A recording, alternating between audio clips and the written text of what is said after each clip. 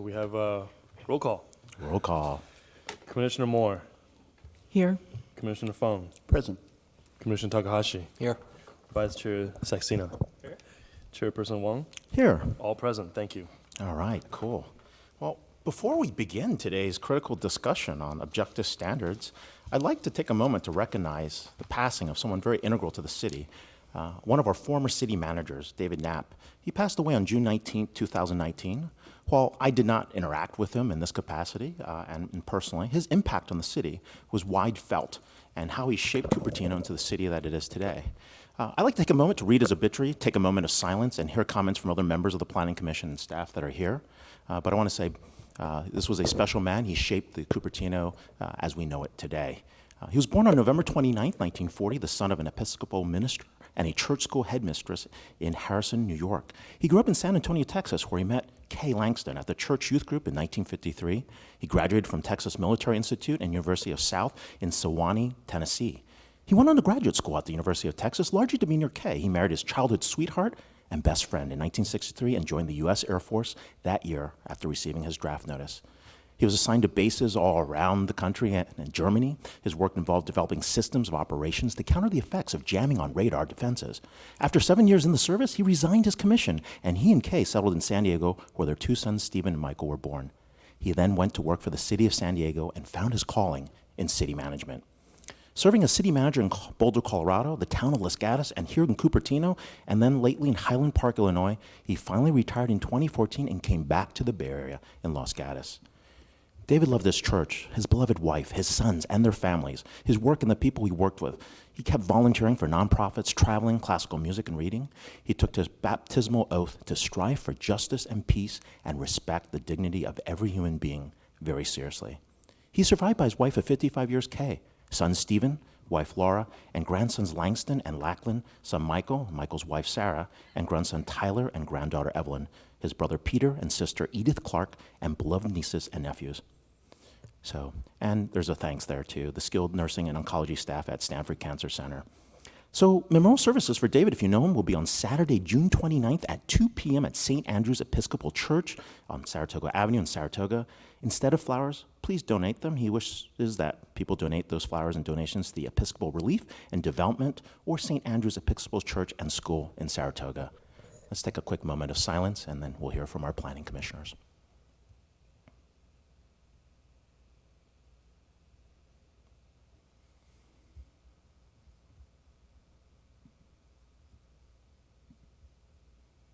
Okay, any comments from staff or planning commissioners about David Knapp? I really knew David relatively limited time. I started being engaged in city elements back in 2009, 2010 timeframe. But he always struck me as an individual that really cared a lot, right? And was as mild-mannered a person as you could know, right? And so, and a pleasure to know and work with. So, Go ahead, Commissioner Fung. I definitely want to recognize Dave Knapp for his long service to the community. He was always very present, and I think one of the things that's very notable about him is that, he was really there, really engaged, walking around all the time, whether it was at City Hall or, at a community meeting. I found that he really demonstrated a very genuine interest in what people had to say and really wanted to engender, a productive discussion in the community. And that's something, of course, that's critical for any city manager. Dave was particularly supportive of open space. A lot of the the groundwork for the Stevens Creek corridor master plan was done under his time. So you actually recognize that today as the improvements you see at Blackberry Farm, the McClellan Ranch Preserve. I don't think they changed the name until after he had left Cupertino, but a lot of that groundwork was laid there.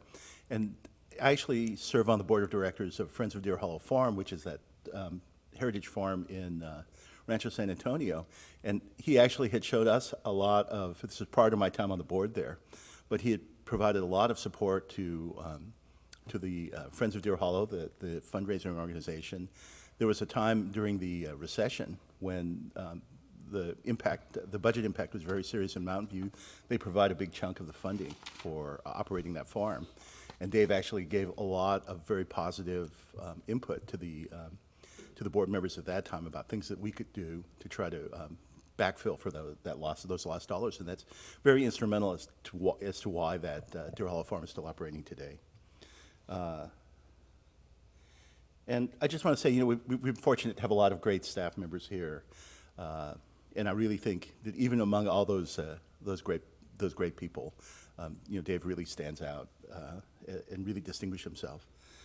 So my condolences to his family. Any other comments from staff? Anyone else want to add to this? Okay, with that, quick announcements here. We've got a screen on stage right that's out, just so you know. So if you want to see stuff, stay on stage left or be on the left side of the room. We've got two guests. We're going to oral communications. And in oral communications, you have 3 minutes. If you've got any, please fill out the blue card. Please come on up, Stephen Buss.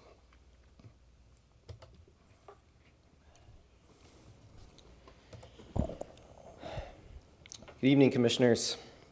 My name is Stephen Buss, and I'm a lead with YIMBY Neoliberal, and I'm on the board of YIMBY Action. I live in San Francisco, and I'm sorry to say that I wish I was here under better circumstances. I'm here to bring light to abusive behavior from Chairperson Wong. Upon learning that I was hosting an event in San Francisco with an employee of Sandhill Property, who you of course know is developing the Valco Mall project, Mr. Wong took to Nextdoor to implore his constituents to disrupt our meeting, saying, "Fight back! Go to their free meeting and defend Cupertino and our way of life. Save the suburbs from our onslaught of anarchists and YIMBY neoliberal fascists." Fascists. Fascists. Chair Wong is calling me and my fellow housing advocates in San Francisco fascists for wanting to build housing. I wish it stopped there. But he continued to harass and threaten us. He said, "Well, we'll just have to talk to Richard's employer, Dropbox." Richard, of course, is behind me in the audience tonight. "Next time you get harassed by a YIMBY, track down their employer and send their HR, legal, and CEO a letter outlining their YIMBY stance. It goes a long way towards getting them reprimanded, and in some cases, a dose of reality." I should note that in every message, Chairperson Wong included his government email address. He may claim he's acting as an individual, but the implication, of course, is that he represents the city of Cupertino. He's clearly using his position of power to silence opposition to his agenda. I, again, wish it stopped there. But his next step was to call me out by name and slander me. He falsely claimed Stephen Buss posted illegal content from Nextdoor onto Twitter in order to run a harassment campaign against a public official, me. He baited and harassed me and others who do not agree with his opinions on housing. He proliferated and continued debate with his tweets to incite not only violence, but harassment. Violence? These are all brazen lies, Commissioners. Furthermore, Commissioner Wong, if you truly think I did something illegal, please go to the police. Commissioners, your chair is abusing his power. He is threatening the livelihoods of his constituents. He's smearing people who disagree with him or seek to defend themselves from his harassment. He is smearing his reputation, the reputations of Cupertino, and his fellow commissioners. Chairperson Wong, you must publicly apologize for threatening the livelihoods of myself and my fellow activists. We're on time. You must recuse yourself from any decisions related to the Valco Mall and any possible future projects relating to my employer, Google, or Richard's employer, Dropbox. Frankly, sir, you should resign. We're at time. Thank you for coming. So appreciate having you here. Our next guest here is, Richard Mellinger, so from Sunnyvale. Thank you for coming. Chair Wang, I want to speak very clearly that I'm here tonight solely on my own behalf. This past weekend, you launched a diatribe on Nextdoor in response to a public event by a YIMBY neoliberal, which you just heard about. After excoriating the Valco redevelopment project yet again, you called on residents to defend Cupertino and our way of life, save the suburbs from an onslaught of anarchists and YIMBY neoliberal fascists. My friend Stephen Buss, who is co-hosting that event, posted these comments on Twitter. I retweeted this post, commenting that your rant demonstrates that you have clearly prejudged the Valco redevelopment and that you are therefore obligated to recuse yourself from any further involvement on it. I want to emphasize that this is a criticism of you in your capacity as a public official. My retweet got exactly 1 like, and I went on with my evening. That is, until multiple friends of mine messaged me to let me know that you had threatened my job. It has since gotten considerably more attention. Chair Wang, for you to threaten a member of the public's job for criticizing you in your official capacity is undemocratic and unacceptable. You may seek to hide behind your signature disclaimer or your repeated assertions that your threats to my employment were issued solely in a personal capacity, but the simple truth is this. I was criticizing your actions in your capacity as a public official. There is no way for you to respond to that criticism publicly in a personal capacity.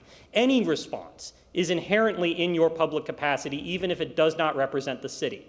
Your threats to me, appalling though they would have been even in a personal capacity, rise to the level of a violation of my civil liberties because they were issued in your public capacity. Chair Wang, you accuse us of harassment, violence, and even fascism for daring to criticize you in public. The irony, of course, is that you're projecting. Threatening people's jobs is one of the favored tactics of the new fascists of the alt-right. It is, in fact, profoundly illiberal. It creates a clear, chilling effect, discouraging members of the public from exercising their First Amendment rights to criticize you and other public officials in this city. Chair Wang, I am not afraid of your threats, but there are many, many people in this valley who would be on the street if they lost their next paycheck. The precarity of their situation is due to the racist, classist, and exclusionary policies which you and your allies in Better Cupertino consistently defend and attempt to further. They do not have the savings I do, the security I do, the privilege I do. Faced with angry, wealthy public officials threatening their jobs for exercising their First Amendment rights, many will no doubt choose to remain silent. And that, sir, is why I could not let this slide. That is why I'm here tonight, and that is why I will not let this matter rest. Chair Wang, your bullying has brought this city into legal jeopardy. Though considering that the thought of a $24 million or even $120 million fine doesn't seem to bother you, I don't see why you'd start caring now. You have disgraced the commission you chair and the city you claim to serve. You have violated your oath of office by attacking civil liberties enshrined in the American and California constitutions, which you, sir, are sworn to uphold. Your actions have left you with only one remaining ethical and honorable course of action, and that is to step down from that dais and resign, effective immediately. Well, thank you for coming. Appreciate having you here. So.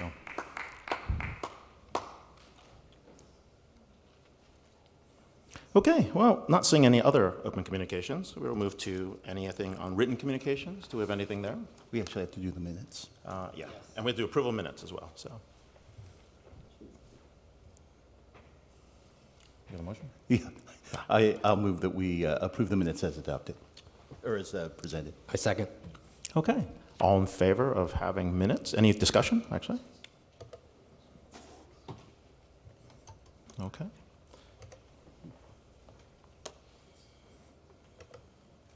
All right, the minutes carry 5-0 to 0. All right, anything on written communications? All right, Over in communications. anything on consent calendar? I think we're okay. All right, study session on objective standards, this item in agenda number 2. So once again, if you've got any questions, comments pertaining to the actual agenda item, please jump in and fill out a blue card, bring them over here, and then you can complete with that. So, all right.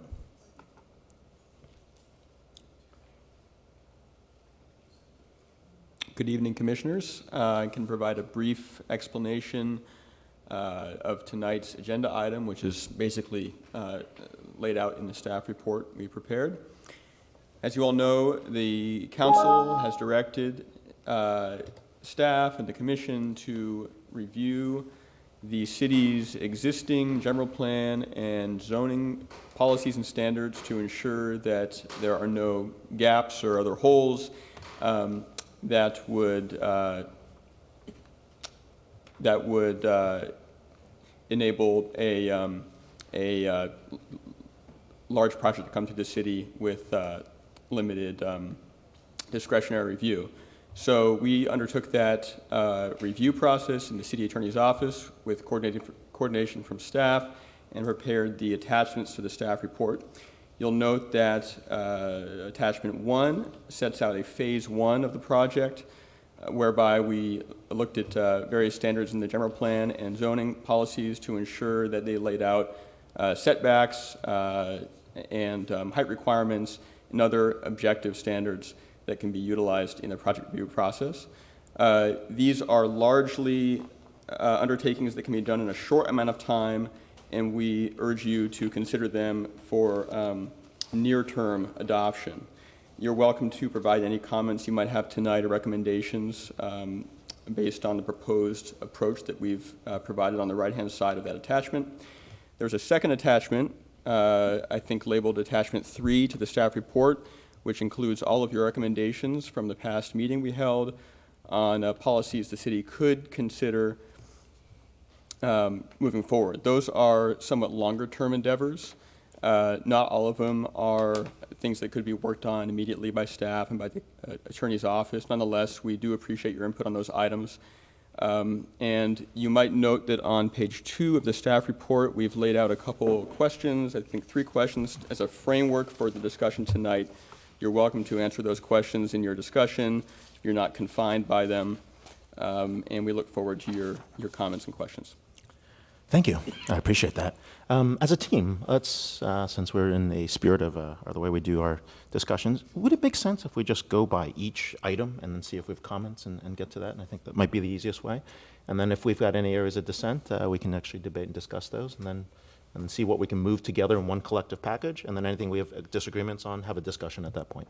Does that make okay? Sound okay to everybody? Chair Wong, I would like if we could go through the phase 1 set of recommendations First, yes. in that manner. Yep. And then for phase 2, if we could, again, go line by line, and if there's items in phase 2 that we would like to pull out and Into phase 1? and add, Okay. right, add into phase 1, and then we might need to edit them as well.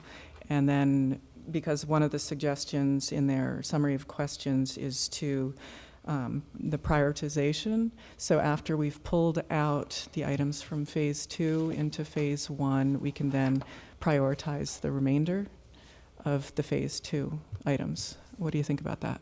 I think that's a great idea. Is everybody okay with that?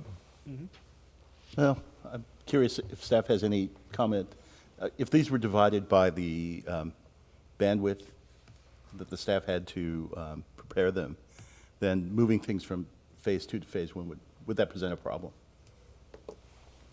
I think the commission is welcome to have that conversation. If you feel like there are items that you wish to be looked at, evaluated prior to phase 2, we can certainly package that and submit that to City Council and figure out how we can address that. Okay, so the goal with pulling the items from phase 2 is to pick the simplest ones there that would have the least amount of extra research having to go along with it, because I know that some of the items in phase 2 will take a lot of review from staff. So that's actually different. If you're selecting them on the basis of the amount of work, that's different than on their priority. Perhaps as an alternative, we should draw a second, if we want to make a 1.9 group or something that is things drawn from phase 2, but, at a higher priority. That might be Let's do this first. For the purposes of efficiency, let's get through this first document, attachment 1, and look through there. And if we see anything in attachment 2 that we want to bring into attachment 1, let's bring it from there. But let's at least get through attachment 1, take a break, and then come back from there, because I think it might take some time. Is that okay with everybody? Okay. Attachment 1, and just for the public that's out there, these objective standards dictate how our general plan and how we look at building and planning across the board. And I think it's really important that, we're going to read these and kind of explain what these are. So if you're looking at attachment 1 today, is there any questions on footnote number 1? And I'll read it out loud. The existing section says, maintain the primary building bulk below a 1-to-1 slope line drawn from the arterial boulevard curb line or lines except for the crossroads area. The issue that's been put into hand is this standard applies to sites or portions of sites that adjoin arterials or boulevards identified in the Channel Plan's Chapter 5 Mobility to include D'Anzo Boulevard, Homestead Road, Stevens Creek Road Boulevard up to Bub Road, and North Wolf Road. Sites or portions of sites that do not adjoin arterial or boulevards are subject to the setbacks and height limits established in the zoning code. The proposal is to revise the note to state explicitly that the applicable standards in the zoning code govern setbacks and height limits for portions of sites not adjoining arterials or boulevards. Any comments there? Okay, so I've seen this particular standard before, and I've had some issues with it. One is the location of the curb line. Are we talking about the final curb line if we have a street widening situation and perhaps a frontage road is being added? And so I'd like to see that the 1-to-1 slope line is drawn from the final curb line, and somehow explain that if there is a frontage road, that you're going to go all the way to the inside, of the curb line, and not use the existing curb, because it makes a significant difference where that building is going to be set back. And the other issue is it's saying primary building bulk, and that is that gets into a discretionary or subjective issue where, what does primary building bulk mean? So I would prefer that also to just say maintain the building below the 1-to-1 slope line drawn. And then I'm a little bit confused about the issue section where they say sites or portions of sites that do not adjoin arterial or boulevards are subject to the setbacks and height limits established in the zoning code. I'd like that to be explained.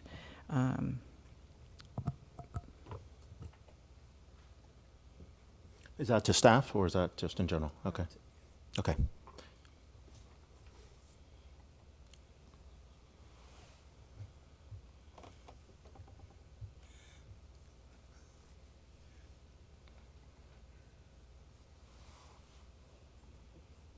I think with this section, what we're trying to express is portions of a property that is not attached to a major street are subject to the limitations are already established in the zoning code. That's really what that says.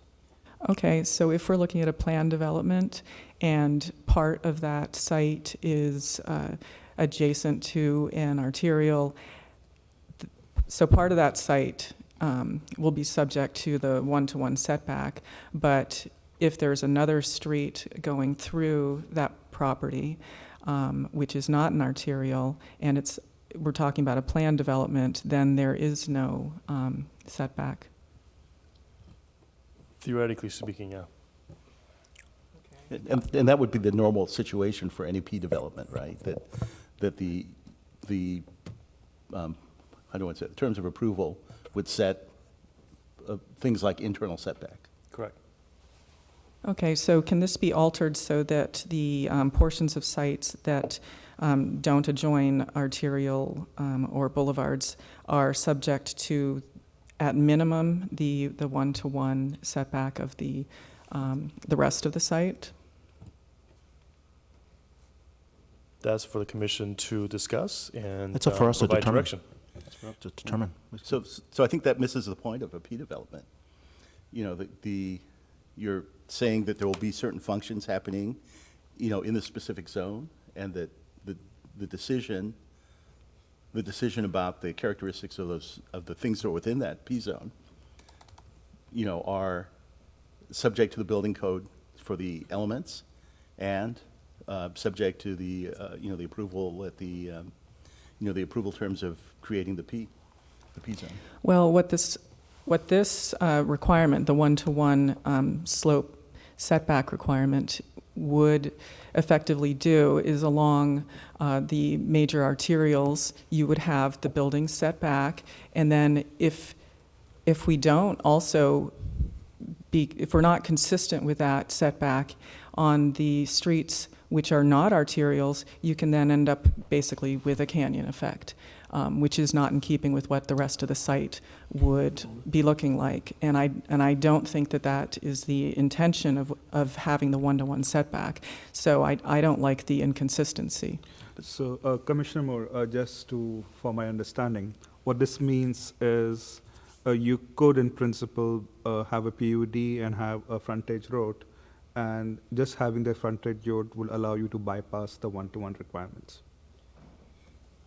What you could do, you could interpret this as being that your existing curb line is where you're going to draw your one-to-one setback line from, even though there would be a requirement that you would have a street widening and possibly even a frontage road. So you could be pulling the curb back, 20, 30 feet and still go off of the original curb line. So that would be the first thing that does not seem to be in the spirit of this requirement. So I would want it to be at the final frontage curb line. And then the second part, which doesn't seem to be in keeping with this, is that if you have a property which is, say, on a corner that has a major arterial on one side, and then the other street is not a major arterial, you can then have the setback on the arterial, and then basically go right up to, the property line on the street, which isn't the arterial, and have essentially a pretty awkward looking design. So you're doing this to cut out loopholes?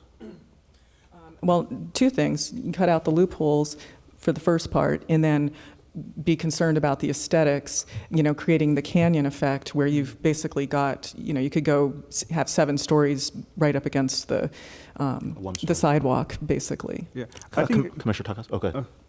Commissioner Takas? Yeah. Question for staff in terms of the zoning code and setbacks associated with non-arterials. What is that requirement? What do you mean by that? What's the Well, requirement? the way this is written is that for arterials, we have the one-to-one requirement. And I agree that the point of reference is something that probably needs to be clear. However, it says such a portion of sites that do not adjoin arterials or boulevards are subject to the setbacks and height limits established in the zoning code. So what is that setback associated with a commercial development? So it'll depend on the zoning code, but there is setback requirements and height requirements for a variety of different zoning types, right? What this is attempt to do is to make sure that that portion of the property that are not adjoined by major boulevards are comply with the requirements in the code. Right. So if that's the intent, could we? Right. That's the point. We intent. don't. As I think about this and we discuss this, we need to know what the point of reference really is, right? Because if we go one-to-one on all any adjoining any street, if you will, what does that really look like versus does the code as it stands really allow for 7 stories adjacent to that road? So that's what I was asking. If that's the intent, would a language change that said revised note to state explicitly that the applicable standards in the zoning code govern setbacks and height limits for all sites except noted? Maybe that's probably more specific for that intention. Yeah, still would like to know Yeah, where but how we're would, at. well, whatever, there's never a case when those wouldn't apply, right? Right. You'd have to So you'd have there's to seek an exception. But Yeah. I just not familiar with what that Well, if we're looking requirement at if we're looking at a planned development, you won't have any setbacks No, for they don't have any for the requirements. side street. Anything on the piece don't have requirements. Right, but it'll be evaluated on a project as a whole and evaluated against, the adjacent properties and what's nearest, what are the high limits and what the requirements are there, and make sure they're consistent. And that evaluation happens at staff level, not at the planning commission. Correct. The staff evaluates every single project. That's against the code. Okay, right, so when we did a project recently, and it was a planned development, we didn't make, we being the planning commission, did not make any decisions about. The former planning commission or the current? This the current Okay, one. Okay. Right, just a few weeks ago, we Public had storage. one. Public storage. Exactly. And so there were setbacks which were negotiated between the developer and city staff, and we really did not have any input either way about them. And, you know, when do we get to negotiate those, or, you know, or do we get to negotiate those setbacks? And Can we answer that question first and then jump to yours, Commissioner Saxena? So I think the code is pretty clear about the rules, regulation, and duties of planning commission. So that tells you what you act and review. City staff's rule was just to evaluate the project, right, against the code, and make recommendations to you for either approval or recommendation to the city council.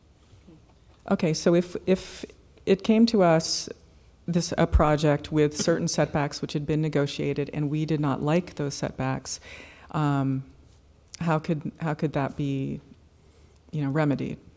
I think you could certainly, as a commission, if there's consensus that the setback is insufficient or inadequate, you certainly could make that recommendation. yeah, I think want to create a few hypothetical scenarios and just see what the setbacks would look like. And I'm not sure whether we have all the information right now, but that's something I'd like to have a look at to make sure that whatever we have right now is consistent with the spirit of what of the design and the look and feel we want to have. So in some way, I'm hoping that those kind of decisions don't have to come to the Planning Commission at all, because they're very clearly specified. But from what I've understood here, at least I don't know what those setbacks would be, and I'm new here, so I don't claim to know everything. But could we get some examples of what those setbacks would be under the current guidelines? Can I talk about the SB 35 plan as it relates to Valco Parkway and the setbacks there? That's fine. I'd also like to add quickly, in case it helps the commission, I think the item that you're talking about now is actually in this Phase 1 document. It's the last row, and it has to do with zoning in planned development zones. So I don't know if you want to save this till then, but you may proceed anyway. Well, I think they're sort of related in some way, because we are specifying something for certain things, and I would essentially want to consider both of them together in some way so that we have very clear and well-defined specifications without ambiguity, and we understand what they are. Okay. So I haven't said anything for a while here. Let me ask one question to staff to clarify about frontage roads. The determination of the one-to-one setback is always done on the final boundary lines, right? Not on the preliminary ones. Is that correct? That's my understanding, yes. Yeah. So I think that's not an issue. I think the other part, my read on this, and if it's not correct, please correct me. In a P zone, there is the opportunity. You know, you may find within that development that a road passing through an internal road may not have one-to-one setbacks, and that is part of the approval of the P zone. But the setbacks that have to exist there would be the ones that exist in code for the sorts of buildings that are there. Public storage, for instance, if that was an industrial site or whatever category that is, has a setback requirement. It would have to meet that unless, as part of their P zone application, they asked for a change, I believe. That's correct. The P zone does allow some flexibility. I would actually say that if when we get to the P zone thing, let's come back to this comment. But for now, if you guys are okay with revising this to get rid of all that stuff around not adjoining arterials or boulevards, just say the zoning code governs setbacks and height limits for all sizes except noted, would that do the job? I still need some clarification on the final curb being where the one-to-one line is drawn from, because I have. So you would be explicit? Yeah, I have an example of where that has not occurred. Okay, how would you revise that language, Commissioner Moore? Drawn from the final Just curb curious, line, like whether question. it is from the a frontage road or the curb of the arterial, something like that. What would be So- the right language that you would suggest? I get, but just a quick question. Do we know then, in that case, was it we'll call it a miss, if you will, by city staff in terms of allowing that to happen? Or, I'm going to say something. There's been a lot of or exceptions. is it written such that it is subject to interpretation? Because I think that's important, because if it's written clearly and it wasn't adhered to in this particular case, that's one case versus interpretation, which I totally agree we need clarification. So I guess a little more understanding of what is that requirement, such that do we need to strengthen that language and make it more clear, or is the specific case that you're thinking of, which I don't know the details of, was that just conveniently by missed or something else, right? So just curious. Well, if what we're doing is objective standards in the general plan, and all we have is that document in front of us, then I would say it's vague, and it needs clarification. If there is another document within the planning department that has some legal basis, or that that they have to follow it, I'd like to know about that. Right.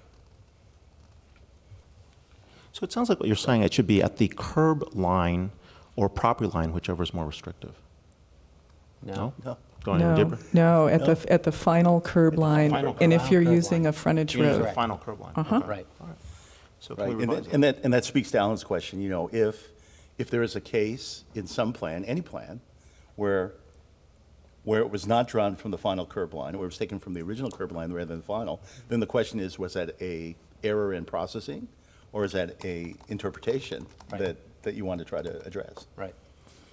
So if I revise this to say, blah, blah, blah, blah, govern setbacks at height limits for all sites at the final curb line, except noted, is that okay with all of you guys? I'd still like to have the frontage road somehow added in there to really make it. All right. Do you have proposed language? Ben, is a frontage road defined in the municipal code? I'll have to confirm that. I don't think so, but I guess the question would be, is there really any harm in adding that language to this particular, as anybody else sees it? I'm okay with it. I Right. just want to make sure we got the right language. Yeah, I just don't like to add extra rules when there's already a rule written and it wasn't followed necessarily. So it's a different issue. But I don't know if it really has no real element of. Yes. And if that rule did Ambiguity. exist, then this won't fix it. Right. so Right. Commissioner, we will be back. This is the first attempt of many. So Right. if you want to give us that direction for staff to further evaluate this particular section, on whichever portion of this section, we'll certainly look at that and bring it back. I'd like to get this all done tonight.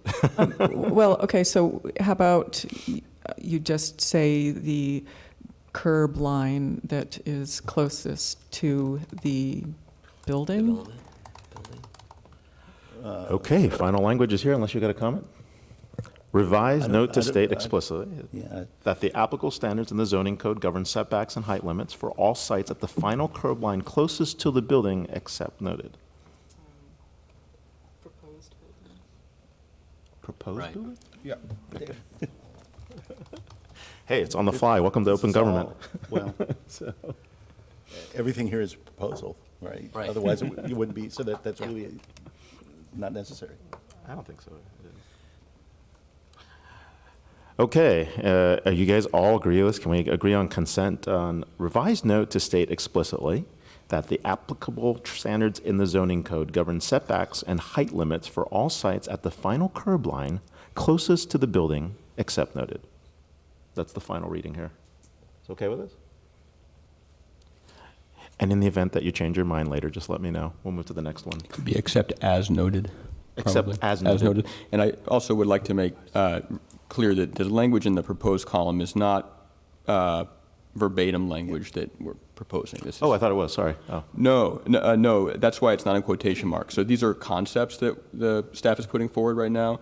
And I believe the point that Ben was trying to make earlier is that the final language will come back before the commission for adoption, because these are going to be zoning amendments or general plan amendments eventually. Okay. So we're at the conceptual stage right now and not drafting language. Yeah. Okay, I want to make sure they, okay. But is the last portion of that sentence, not adjoining arterials or boulevards, is that? I'm taking that off You're in taking this it reading. off. Well, So isn't that less restrictive? yeah. Because it completely removes the one-to-one element on arterials and boulevards? Is that what we want? It could be less or more, depending. So I would caution us trying to frame the particular language at the dais. I think what I hear from the commission, concerns about location of one-to-one being drawn from, whether it's final curb line or proposed building site or closest to the building. There's also some concerns about singling out sites or portion of sites. You want to make that all sites. So these are comments that we'll take into account. Your proposed language is just as that. It's a proposed language. We'll take a look at that. We'll get the point that you're trying to make. We'll come back again, obviously, and we'll have better clarification hopefully next time to provide you so that you can come up with a proposed language.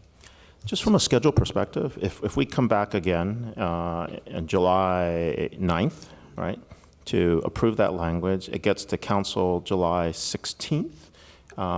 Would they have to, how many readings would they have to do to beat and perceive August deadline?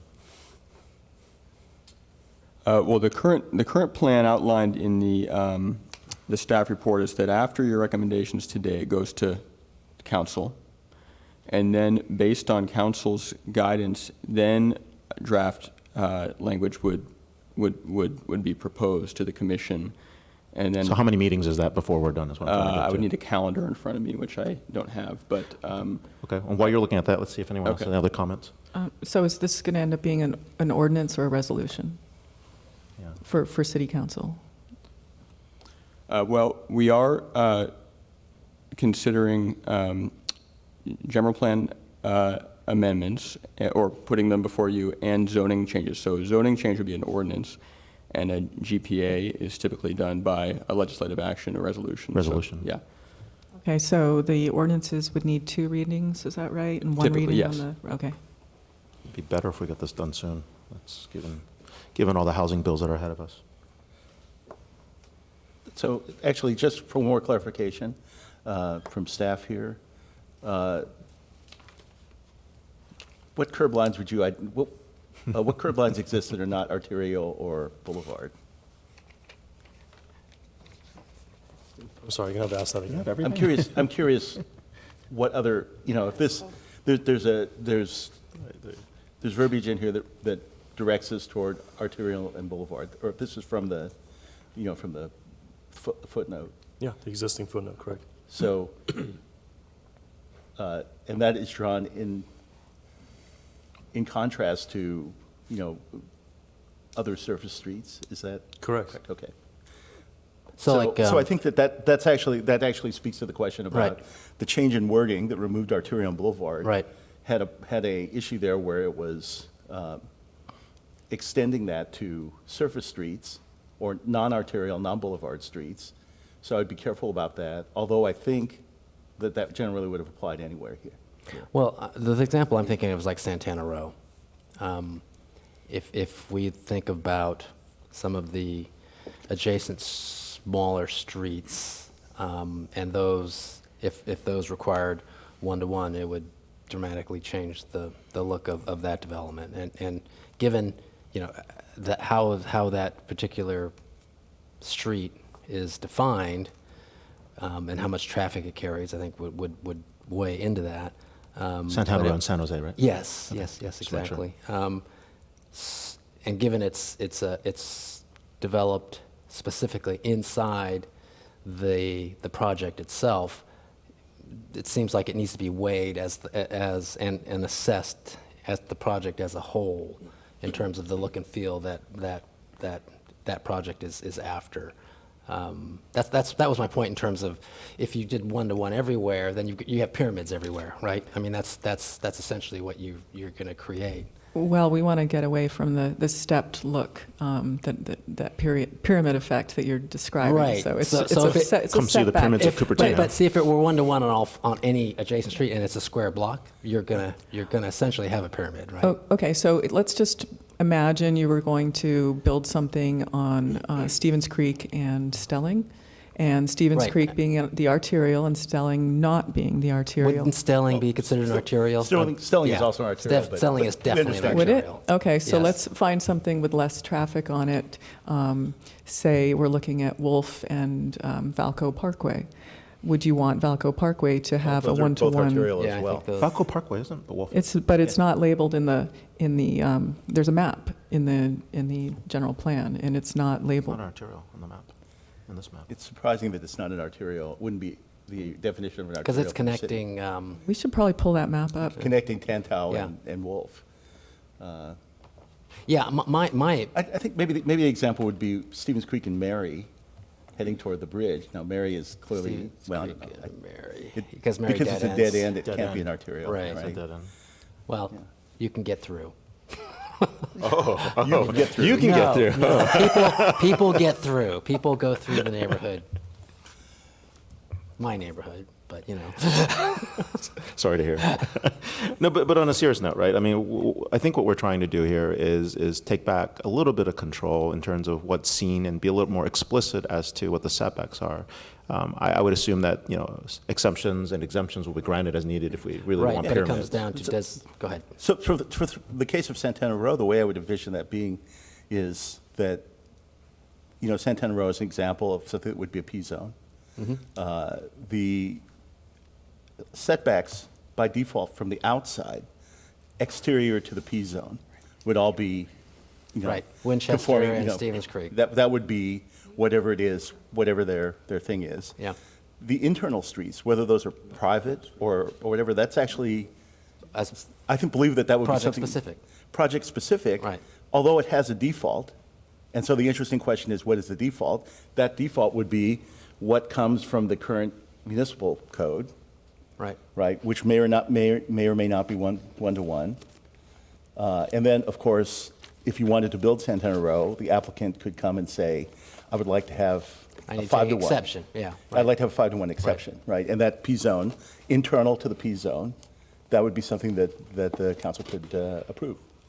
Commissioner Moore, you want to put something up on the opaque projector? Yes, I've got the circulation network, which shows the our boulevards, the arterials. Do you want to put that in the red? For those of you enjoying this conversation, we're going deep into the general plan, and if you can follow here on figure M2, you'll see this on the screen. So, yes, and the screen on the right is broken. Please visit the screen on the left if you need to get a better view.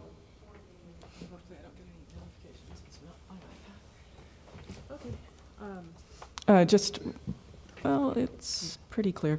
Okay, so you'll see you've got the boulevards, the arterials, those are marked, and in the situation for Valco Parkway, the color is a little bit difficult to see here, but it is not an arterial, so it would not, according to this map, get the one-to-one.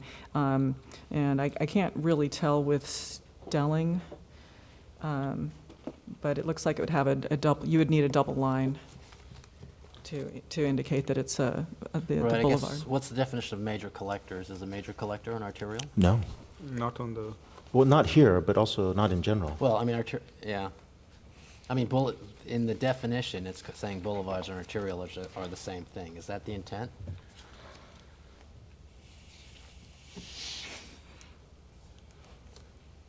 Right?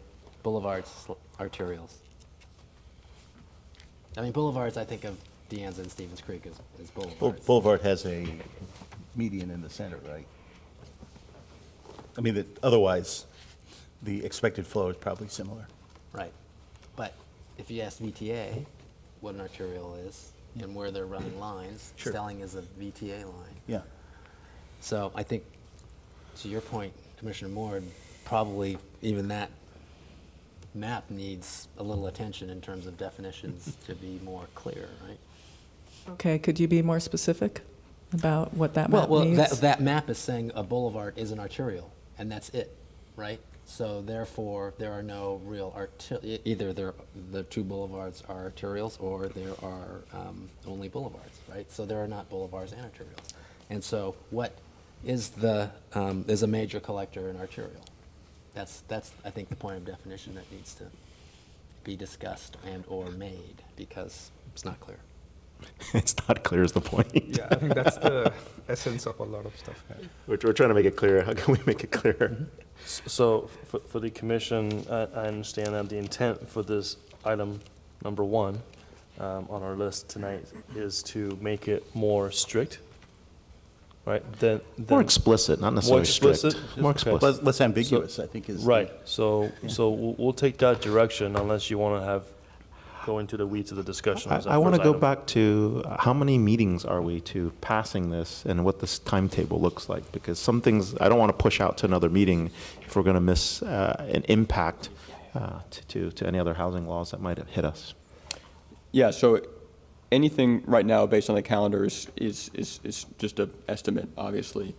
The next possible meeting, the City Council, that your recommendations tonight could be brought to, I believe is the 16th of July, Oh, yeah, 4th of July, that's right. right? Yep, got it. Yeah. And then the next Planning Commission meeting after that is the 23rd. Realistically, I mean, that's a week's time between that council meeting and the Planning Commission. I don't think it's realistic to draft zoning changes in a GP amendment in a week. So then we'd be potentially looking at almost a month from the 16th, which is August 13, is the Planning Commission meeting. And then the next council meeting after that is the 20th. And if you need 2 readings, then you're looking at least the beginning of September.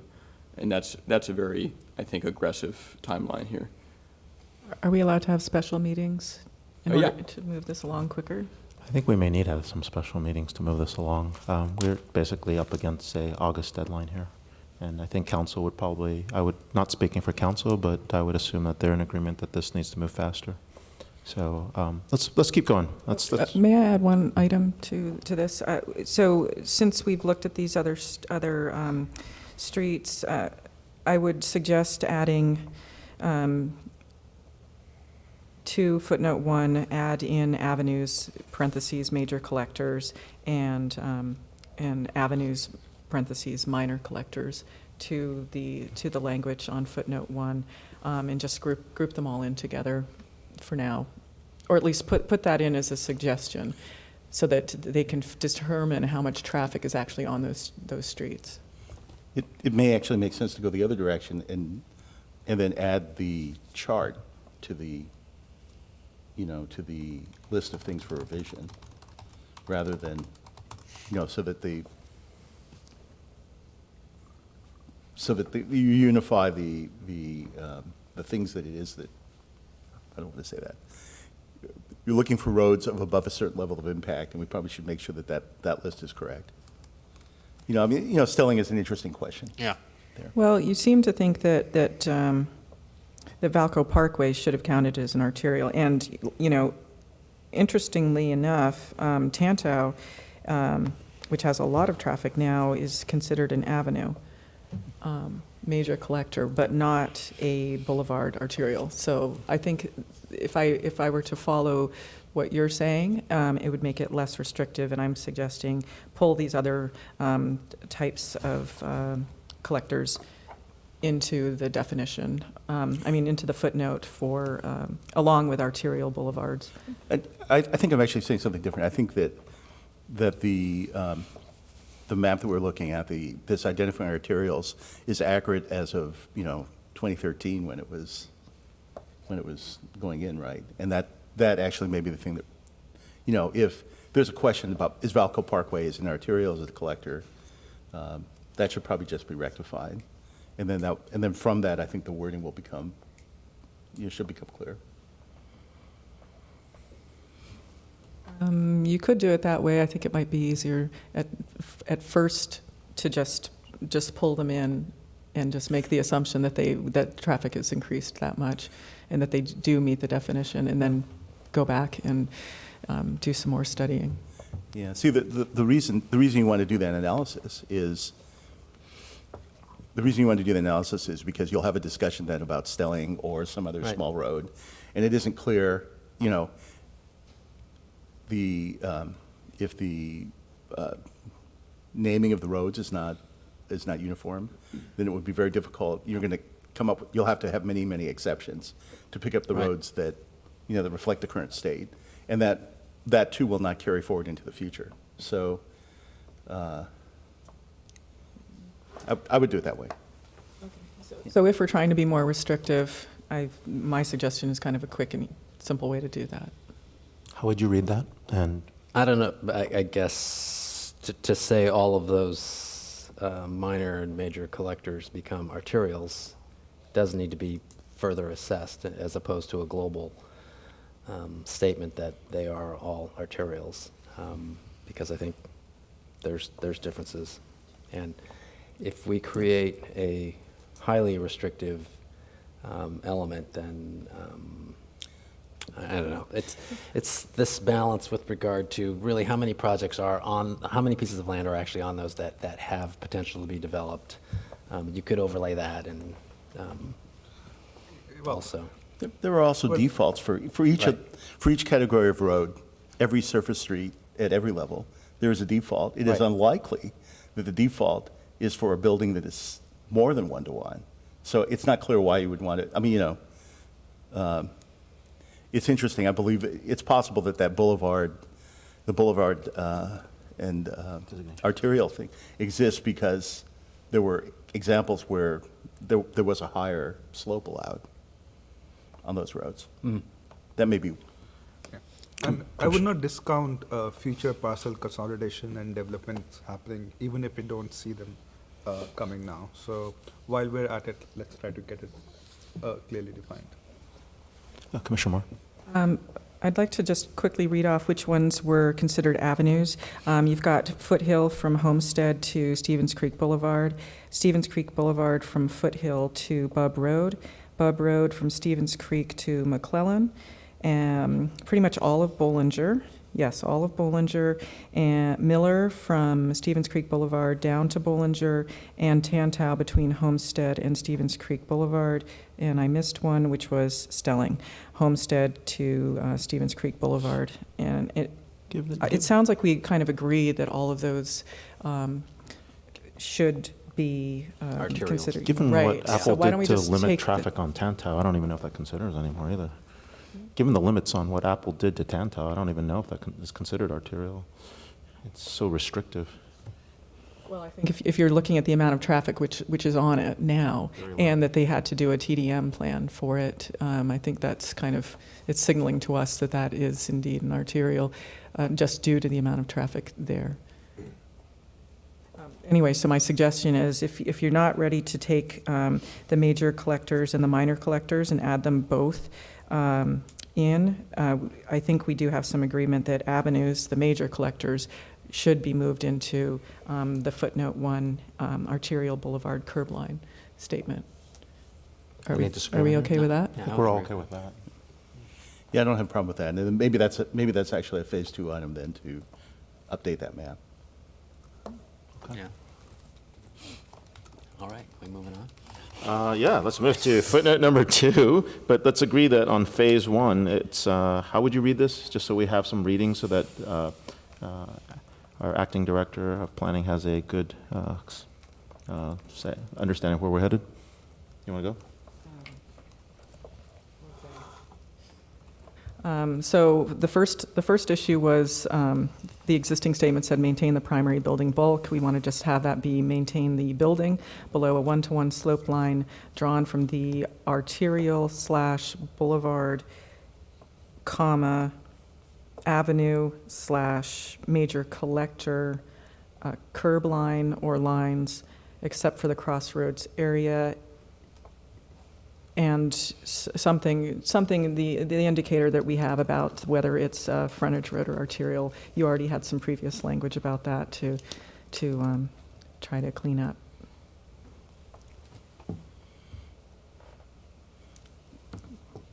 Can I ask the staff about the definition of building bulk? It's actually, I mean, there was a proposal for the thing that's called the Goodyear Hotel, where that was a factor. I'm just curious what does the planning department think with regard to how that's interpreted? How, are you talking specifically for a project, or are you Buil- talking about building how the bulk is interpreted? There's no, There's an interpretation of, if I use that example of the Goodyear Hotel plans that were brought forth in the in the gateway process, that has sections of the building which are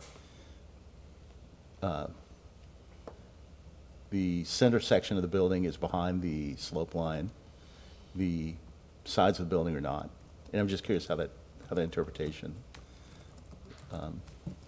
is made. I'll have to get back to you on that one, Okay. especially on these project-specific inquiries. I can sort of get back to you on that. I think that's actually come up in a number of cases where there are features that project through that line, and there was a determination made at some point about whether that was conforming or not. It's sufficient to just research that and report back. All right, so the language now includes what? Includes the arterials that we have. Is that correct? I just want to make sure there. And footnote 2 is this issue on crossroads. Would you still include crossroads? Because footnote 2 says, let's get rid of crossroads. I'd actually suggest we remove this one entirely. There's the comment here, the issue was that no crossroads streetscape plan has been adopted. But if you look in the heart of the city specific plan, they actually do talk in the section where they refer to the streetscape, streetscape plan, to the same plan. They actually say, and if there isn't one, then you use the central heart of the city plan. Should we be explicit through that? So I think this is probably not necessary. The issue I'd have with the proposed amendment is, it says that the default one-to-one standard applies.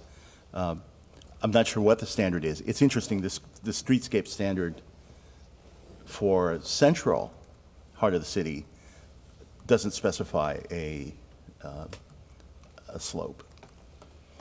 But clearly, it was sufficient for whatever the purpose was. I think actually might have a printout of that. So I think this is probably not ambiguous. So that would, Any comments on here? Commissioner Takahashi? Commissioner Saxena? Good. Commissioner Moore? I'm pulling up the crossroads area to look at it. Personally, I like the proposed language, the default one-to-one standard. Because you're looking at Stevens Creek and De Anza, so I would not be removing that. It should be consistent across all of Stevens Creek. if there's a default, then the default is there already. You don't need to explicitly say it again. Okay, so I'd want to see the default before I would agree to it, and I would prefer that if this default is existing in some other plan, I would prefer that it was at top level in the general plan. Okay. I think that Well, it clarifies things. But the general plan includes specific plans. So it's in the heart of the city specific plan. It's page 10. They talk about design concept for streetscapes. The top of that page, on the right-hand side, it says Crossroads, and it says refer to the Crossroads area streetscape plan for details. It then says where it is, and then it says until such time the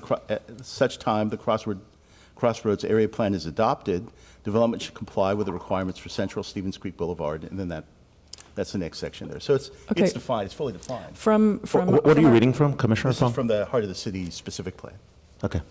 Commissioner Moore? From our experience with the lack of a specific plan for the Valco area, I wouldn't risk leaving this hanging out there without having a set requirement. Yeah. So This- I'm this really is a- against that. This is a specific plan. It's an adopted specific plan. That's So referring to a non-existent plan, so I would nail it Yeah. down and And- say 1-to-1. it refers to a non-existent plan, and then says, as such time, the Crossroad Area Plan is adopted, until such time, the Crossroads Area Plan is adopted, development should comply with the requirements for the Central Stevens Creek Boulevard, which immediately follows. It's not ambiguous in any way. I think there's a fear that might not be adopted that way when it comes to reality. And I think what we've had in a lot of these situations is a lot of ambiguity in terms of our plan and what's written. What's a way? This is not ambiguous, right? What's a way to understand what the default is all the time? Yeah, actually, that was my concern also. Yeah, 'cause that, we're that, talking that about- appears on LU1, or the LU2. There's a default unless otherwise identified in a special area or, or the other things are the gateways and nodes that are identified in that map. That is 1-to-1, right? So I think that this is not ambiguous. I definitely could see how it looks that way in the specific plan, or in the general plan, but in the specific plan, shouldn't be. Let's all pull up the Crossroads specific plan.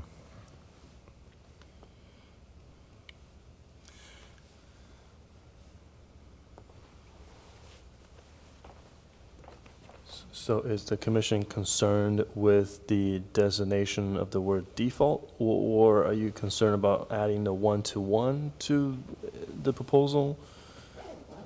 I'm trying to understand what. I think that staff's 1-to-1 proposal is correct, and that is the one I would go with. Okay. And I would say that, the programmer in me, you have a default. That default may in the future not be 1-to-1. And you're better off writing the legislation such that if you intend something to be the default, unless overridden, then you should write it that way. How many if-then statements is that? Actually, you get rid of them by that, through that method. 0. So, That's my point. 0. There you go. yeah, but it's not ambiguous. It's you not know. ambiguous. If there's a reason for it, if there's a reason for this to be specific. I'm saying that's Yeah, good. yeah. That's good. If there's a reason for this to be 1-to-1, regardless of what the default may be set elsewhere in the city, that would be when you would put the specific verbiage in. Otherwise, you don't. Leave it to the default. Commissioner Moore? I guess I really don't like, after our experience with the Valco SB 35 project, I really don't like seeing a second document being referenced from the first, especially when we look at these footnotes that they've got the other areas defined. Why are we going to, for footnote 2, go reference some, secondary document when we can just make it really simple? So you want to make it at the top level? Right. We just look at this map, and there it is, and we're done. Okay, so what is your proposal? Do exactly as staff advised. Amend Anyone to have a state- problem with what staff has advised here? Yeah. guys? We should remove the entire thing. You want to remove the entire thing and not deal with what staff advised? No. I think that there's an oversight in the recommendation. There's a default. The default exists. There's an explanation for what to do in Crossroads when the Crossroad plan that's referenced doesn't exist. It's completely unambiguous. So in a process perspective, as we go through each item, and I talk to our attorney, Seth, should we just vote on these different things as we move it up individually, like when we get to a situation like this? Because it sounds like we've got a difference in opinion here. That probably sounds like the right process. So I will say on this one, a prior version of our spreadsheet here did actually have delete as an alternative to amend, and actually, in addition to delete, it said, if you delete, then you should also delete the reference in footnote 1 to except for the Crossroads area. So That is an alternative we considered. We ended up going with this one. I honestly, I couldn't tell you why. I mean, I don't remember why we went with this one. So that is an option. As for the chair's question, obviously it'd be ideal if we can arrive after going through each of these at a kind of a package that the commission makes a motion on in one motion, but if you want to proceed piece by piece, I'm just trying to contemplate how it's going to work structurally here, that's all. So you could remove footnote number 2 and the except for the crossroads area out of footnote 1, but somehow it needs to be explained that the crossroads area is included in the 1-to-1. So is that, if you remove footnote 2 and you remove the rest of the sentence from footnote 1 referencing the crossroads area, are you still going to end up with a 1-to-1 setback requirement? Yes, because the crossroads is on a boulevard, right? Yeah. You've put the boulevards back in. Okay, and you've added avenues and major collectors, so, Avenues. okay. He's not budging, he's not budging. Avenues, major collectors are together, that's all one Right, type of right, thing. right. Okay, so, And the other to be discussed in okay, phase 2. so if what you're saying is true, then I'm okay with removing footnote 2 and deleting the rest of the sentence in footnote 1, which is referencing the crossroads area. Okay, everybody okay with getting rid of footnote number 2 with the reference to crossroads areas and amendments to 1? Is that okay? All right, good. Making sure we got.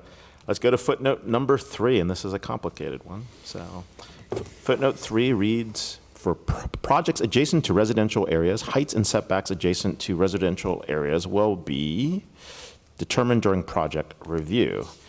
The issue, the sentence is ambiguous, and someone could interpret this to mean that increased heights or reduced setbacks are permitted for the general commercial, administrative, and professional office and light industrial park non-residential zones. Zoning code establishes setbacks from adjoining residential uses, and figure LU2 sets height limits.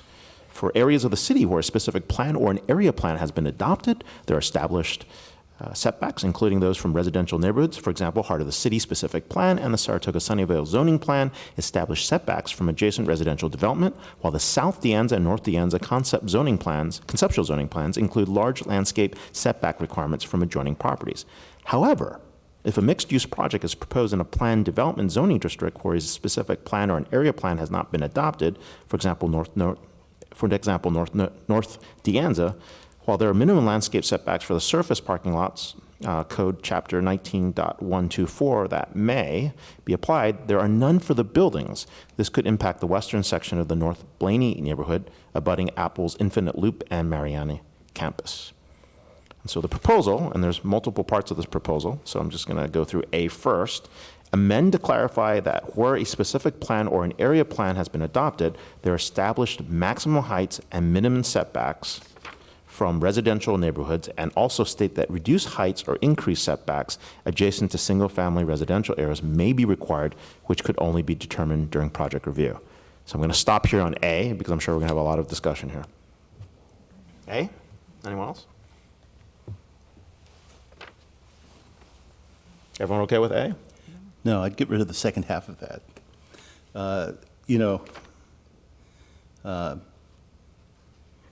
The part reading and also state that reduced heights or increased setbacks adjacent to single-family residential areas may be required, which can only be determined during project review. It's a very strange thing to say. There's a definition of there's a default definition of what those might be. You could conceivably, one thing that could happen is somebody could come in and ask for a decision that allowed their, greater slope or greater height. That's always a possibility. And there's also the possibility that for some reason they maybe has to have lower height and lower slope. I'm not sure why we would say that there. I'm going to staff why did we propose the language as written that way? What was the rationale, Seth?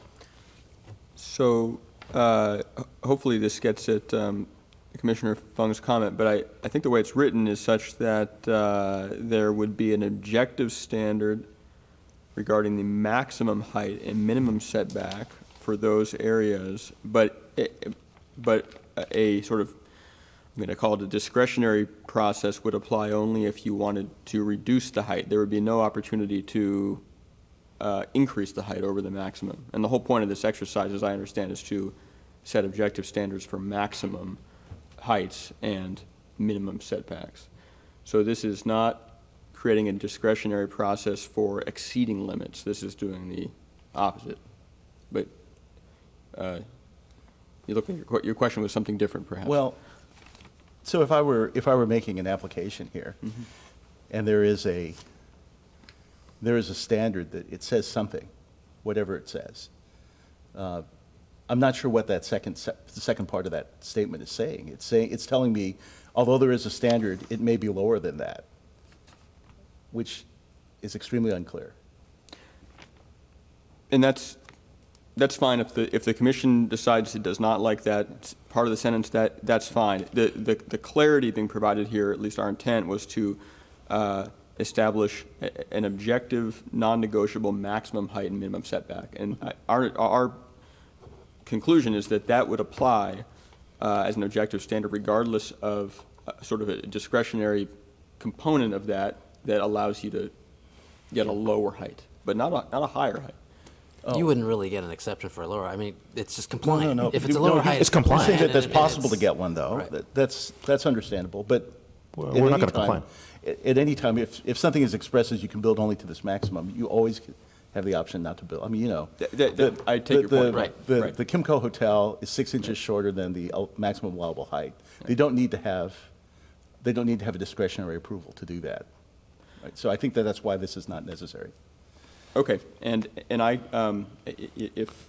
I like the explicit Okay. nature of it, though, and that's the thing. I like that, especially given what happens next to residential areas. And I think, I'm just trying to figure out, like, what the impact is by removing those statements are. So I'm thinking Well, through that. but because it says that there's a. Right, doesn't it almost introduce more ambiguity Yeah, in the whole I think thing, so. right?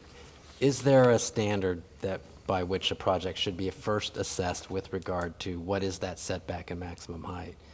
And if there isn't, then we've got a bigger problem. We need to establish what that looks like so that we can move forward in that regard. But this almost sounds like, well, we're gonna wing it.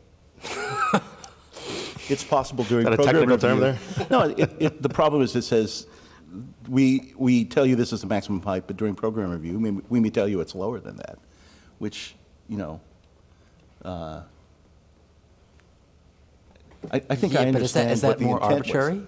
Yeah, that Or, seems- or there's the neighbor here who's really very vocal about heights, and therefore we're going to reduce the height to appease that neighbor? I mean, that's kind of almost an implication. Commissioner Moore?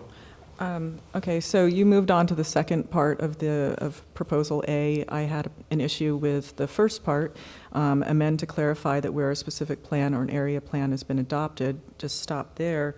And the reason I have a problem with that is when we look at policy LU 19.1, this is to do with the Valco Shopping District. It says, for specific plan, create a Valco Shopping District specific plan prior to any development on the site that lays out the land uses, design standards and guidelines, and infrastructure improvements required. So what we observed is that this language appears to have some issue with it where the specific plan could be bypassed. The creation of a specific plan could be bypassed. So I would like this language, and if we have language on any other specific plans in the general plan that is similar to this, that it could be bypassed, where a developer can say, well, I don't have to do a specific plan according to, you know, this housing law, that's discretionary, that type of thing. I would like to have that removed, but for this one, specific plan, something that says you shall create a Valco Shopping District specific plan prior to any development on the site. Just something, unless create is an actual order, what do we have to do with this policy to make sure that, you know, that you can't develop without having the specific plan? And the specific plan goes through a particular, you know, there's a process that you go through in order to arrive at it. And, the planners know what that process is, so I would like to know how we can make this definite. Yeah. Really, that's a question for the staff. legal. And legal. Well, because one of the possible ways an application could be made is that I design in an area where I know it requires a specific plan, that I do a full design, negotiate it with staff, and then bring it forward where part of the approval is the approval of a specific plan that would entitle the specific, the thing that I want to build. Okay, so the specific plan process is a public engagement process, so it would not be one that would be negotiated in a vacuum just with staff. It's not ministerially approved, yes.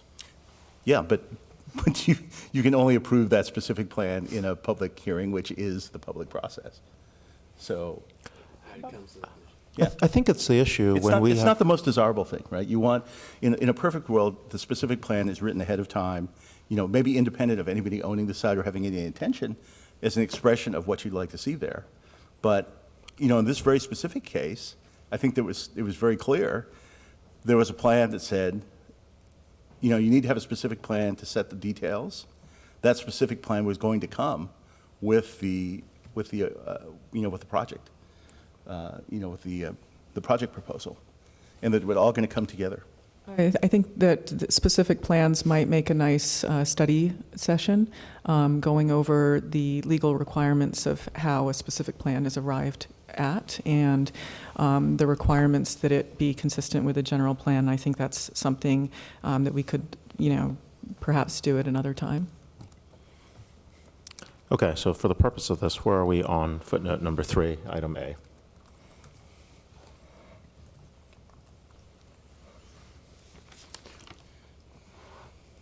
The way this reads is that if you have a planned development I don't really understand what the setbacks are. For instance, like when we looked at the public storage project, we didn't have any setbacks. So let's imagine that project was adjacent to some single-family homes. What setbacks would be required? I'd like to ask a question then that's related to that. What makes a planned development district different than other districts? I think we should all be on the same page with that. If Seth or Ben, you can tell us that. I think in general, planned development district allows for a greater mix of uses and some flexibility in design. In the case of public storage, for instance, whatever use that building was, commercial use that building was, it had setback requirements. Those were actually called out in the plan, and then, they were adjacent, for instance, to an apartment complex. They were all met, right? And they were met, and then they actually exceeded them because they were using that as their Right. catchment, Right. areas. So those setback requirements exist already in the municipal plan for the individual components. And those, you would have to follow those by default for a ministerial approval. You'd have to follow those by default. If you wanted to say, I would like to be able to move my commercial building right next to, Have to come yeah, to us. then that becomes a discretionary approval as part of the P-zone approval. Okay, so looking back at public storage, that was light industrial residential with 25 dwelling units per acre. So if you were to break out the either part, the light industrial or the residential component, those probably have different zoning and setback requirements, which they're probably not very similar. So I think if we're going to discuss that, we should probably pull out, what's the difference between if it's the light industrial zoning there, what setbacks would they have needed to do, and what would they have had for residential at that site. Yeah, I think that was actually alluded to elsewhere in this document, where there was a discussion about, commercial area may be regulated by setbacks for parking, but not by some of the other things which you would refer to in a residential. You know, I think we're not intending to change I mean, it's not the intent of this exercise to change what the individual component zoning is. And there isn't any override. There's no override that's happening here where you can override the functions that are there already. I like the first part of this, the first half of the statement, although, you know, it's almost to get in that category of things you don't need to say. You know. Well, I'd almost like for plan development zoning to suggest that you go with the more restrictive zoning requirements of the individual components that are in that plan development district. So in the case of the light industrial residential, you would go with whichever between the two was more restrictive. And that would be setting the setbacks. Does that make sense versus the actual use of the project? That would be a question that I would raise from the standpoint of if you look at the storage project, right? It's definitely, there's that one unit for the manager, but I would say that it's a storage facility, so therefore, if it's mixed, I agree, you'd look at all the requirements but I wouldn't interpret that as a mixed use, really, the storage project. So therefore, I'd say it's more light industrial, and those are the requirements that should apply. So, having said that, it is kind of a project by project assessment. So I think part of this whole element of trying to tighten things up is really comes down to the staff's interpretation of what this project looks like, and are they. It's been my experience, generally speaking, that the staff looks to interpret projects in the element that is more favorable to residents because they are looking to get things approved and alter projects before they come to us, working with the applicant to take care of those issues that they see as, hey, this is going to be a problem. It's not going to pass because of this. You're asking for a height exception. You're asking for this or other elements. I think the staff really works pretty hard to try to mitigate those elements and gain concessions from the applicant that will take take a project and make it passable, if you will. I think if we're going back to looking at, we're trying to avoid ministerial approvals by these by right ministerial approvals that are coming from these 200 housing bills that are coming through, then I would go with a more restrictive zoning and have that have it need to be negotiated to something less restrictive afterwards. So it really depends on what the objective of this exercise is. So if we want to be more restrictive, Right. then this is a quick and easy way to get more restrictive really fast. I would couch it in a different way. I would say that because the way these 200 housing bills are being set up and the gut and amend process is going on in bills, that whatever we put in our general plan may be the only set of standards we end up with that goes to ministerial approval. Right, and but to get some local control back, we probably need to think about where we need to put restrictions so that we can get the concessions that we need. Right, but a lot of the legislation is aimed at local entities creating restrictions specifically to restrict housing. So I think there's a slippery slope here, if you will, from the standpoint of what we're talking about is exactly, generally speaking, what the state sees as a big problem with regard to dealing with the housing crisis, is local governments becoming, okay, I'm going to change my general plan to make it so restrictive, you can't build anything, right? And so that's what we have to avoid in terms of that perception, right? I think the And so- intent here is not to restrict housing, but to reduce the office to housing imbalance that occurs if not properly applied. Yeah. And I don't think there's and I'm not speaking for all of you, but I believe that many of us here want to increase the amount of housing that's available and the amount of BMR housing that's available, but we do not want the office that's coming through with it, and we have to think about ways to be able to build housing without having to be stuck with office. Yeah, I think I would like to reiterate that this conflation of housing with offices is perhaps the biggest challenge. Coming down to Measure D, which started the whole drama, none of Sandel's material actually talked about the 2 million or whatever square foot of office was included in that. And that's where much of the challenge comes. So I think we should refrain from assigning attribution or motives when we just, all we want to do is make sure our standards are well laid out and consistent with the way we want the city to look, regardless of whether you have a specific plan or a state mandated plan or whatever. So let's keep any attribution of intent out of this discussion. Right, well, we keep using the word restrictive, and just by using that word, we're already going down a certain path, right? So I'm not making any type of judgment other than pointing out what I think is going to be That's why I'm trying to perceived, be right? clear in the nuances. There should be amount of local control to ensure more affordable housing in the way that the locality wants to.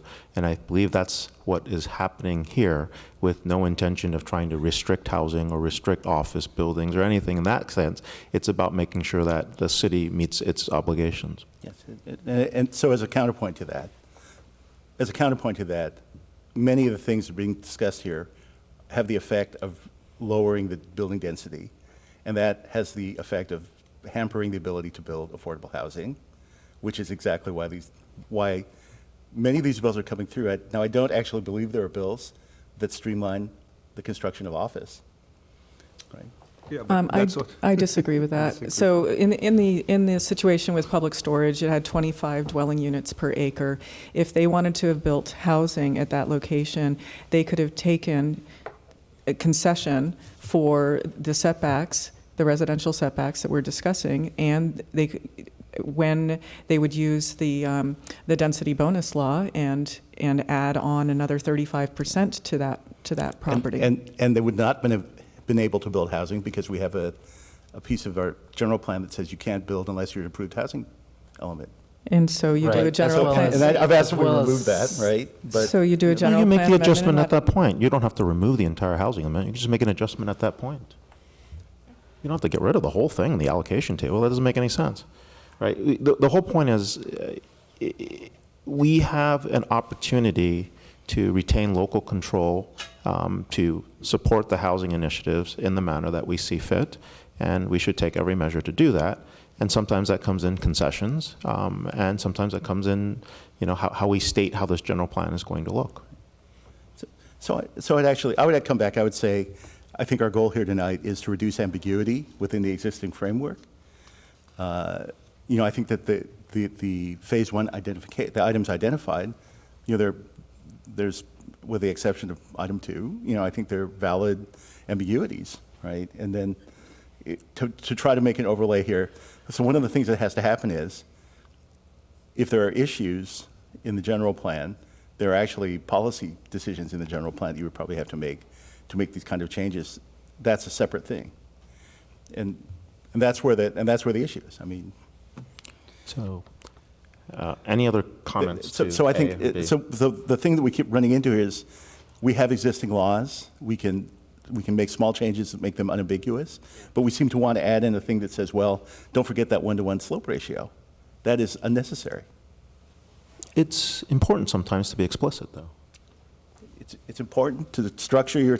We're putting a careful eye to this to make sure that when we say, when we set the default at 1-to-1, and we say use the default here, that actually happens, right? You don't need to repeat it in every place, right? And you don't want to, because someday it may not be 1-to-1. Right, and if you make a change, you have to find it everywhere because you'll start to create inconsistencies. Find and But- replace. Right. So Okay. under Proposal A, the language that they have is reduced heights or increased setbacks adjacent to single-family residential areas may be required. I would prefer we used the word will, which could only be determined during project review, which will only be determined during project review. There's something about, I don't like that If it's we've got may determined and during could. project review, isn't that a discretionary decision? And then if you're in a discretionary decision area, you're then subject to, like with SB Invalid. 35, and they're, yeah. We should be clear that it should will be required. I mean, is there anything No. wrong with it? Yeah, there is. Why? Why don't you like that? We set a maximum height. You're allowed to build to the maximum height. That is an objective standard. To say you're allowed to build to a maximum height unless a lower height applies is, is pretty ridiculous And relatively arbitrary. and extremely arbitrary. It doesn't say, if it said you might be subject to being 5 feet shorter, that's at least slightly less arbitrary. But overall, I mean, it makes no sense. What it's saying is that if you're next to a residential area, you apply the law towards the residential area requirements as opposed to what's in that specific plan. Wouldn't you interpret it that way? No. I would. If there's a specific plan that says this is what you do next to a residential area, then that's what you do. But we're That's not what the talking first about step that. We're says. talking about scenarios where there are no specific plan. That's the point. In a If there's no specific plan, then there's a default. well, And that also is unambiguous. Okay, so in the issue. You're protecting against the case where somebody somehow says, there's no specific plan, therefore, there's no limit on how much height I can build. That doesn't exist. that case Excuse me, doesn't exist. Chair Wong, will you recognize the speaker so we can have a little more organization? I will do that. Thank you. Commissioner Moore, please go ahead. Okay, so under issues, how it says, however, if a mixed-use project is proposed in a planned development zoning district where a specific plan or an area plan has not been adopted, and their example is North De Anza, but we have also Valco. Valco. Right, while there are minimum landscape setbacks for surface parking lots that may be applied, there are none for buildings. And then they go on and just talk about the North Blaney neighborhood, but we are getting we are affected by that in the Valco specific plan area, and that was going back to item 1 even, I was asking to have the language improved for the Valco specific plan, that it is not an option, that you cannot develop if there is no specific plan adopted, that's not, make it so it's not an option. Commissioner Fung, go ahead. I don't think you're developing until you're getting a permit, right? And that. But who so issues the permit? You had to pass a specific plan, and you have to submit a proposal, and those both have to get approved. Both Through both whom? public- Who approves those? Those are both under normal process. Those will normally be approved right here. What about under abnormal processes that are being shoved down our throat? What happens at that moment? So Then you have to be compliant with Commissioner, well, I have to say this. Sometimes your choice of language is very unhelpful. I just wanted to make that note. You tend to start to politicize what we're trying to accomplish, and I really feel strongly that we need to avoid that. So having something shoved down our throat, I think, is not an appropriate term for the Planning Commission.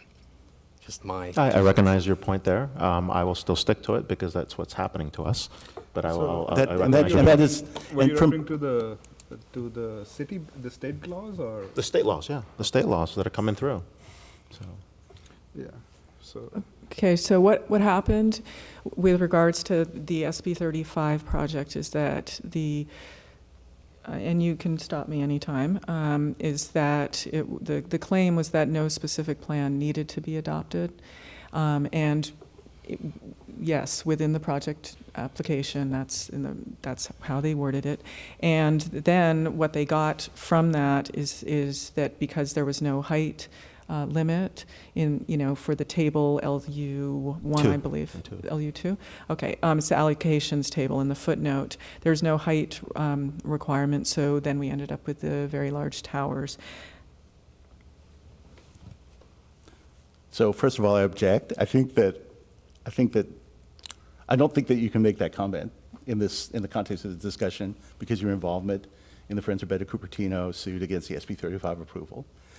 So just for the record, I'm concerned about a conflict there. But even then, I'll say I think the city council at the time that these general plan was adopted made a bad choice, my interpretation, made a bad choice to leave things open the way they did. They did that with a clear intent that they said at the time, which was, we want to see, go develop a plan, go develop a proposal, and when you bring that back to us, that's when we will either approve or not approve things like height and allocation. But right? Commissioner Fung, that's wonderful in a normal process. We don't have normal processes anymore. So what do we do in a situation when you don't have normal processes? Just let it go, not set a limit, not do anything, not be explicit? Is that what you're trying to say here?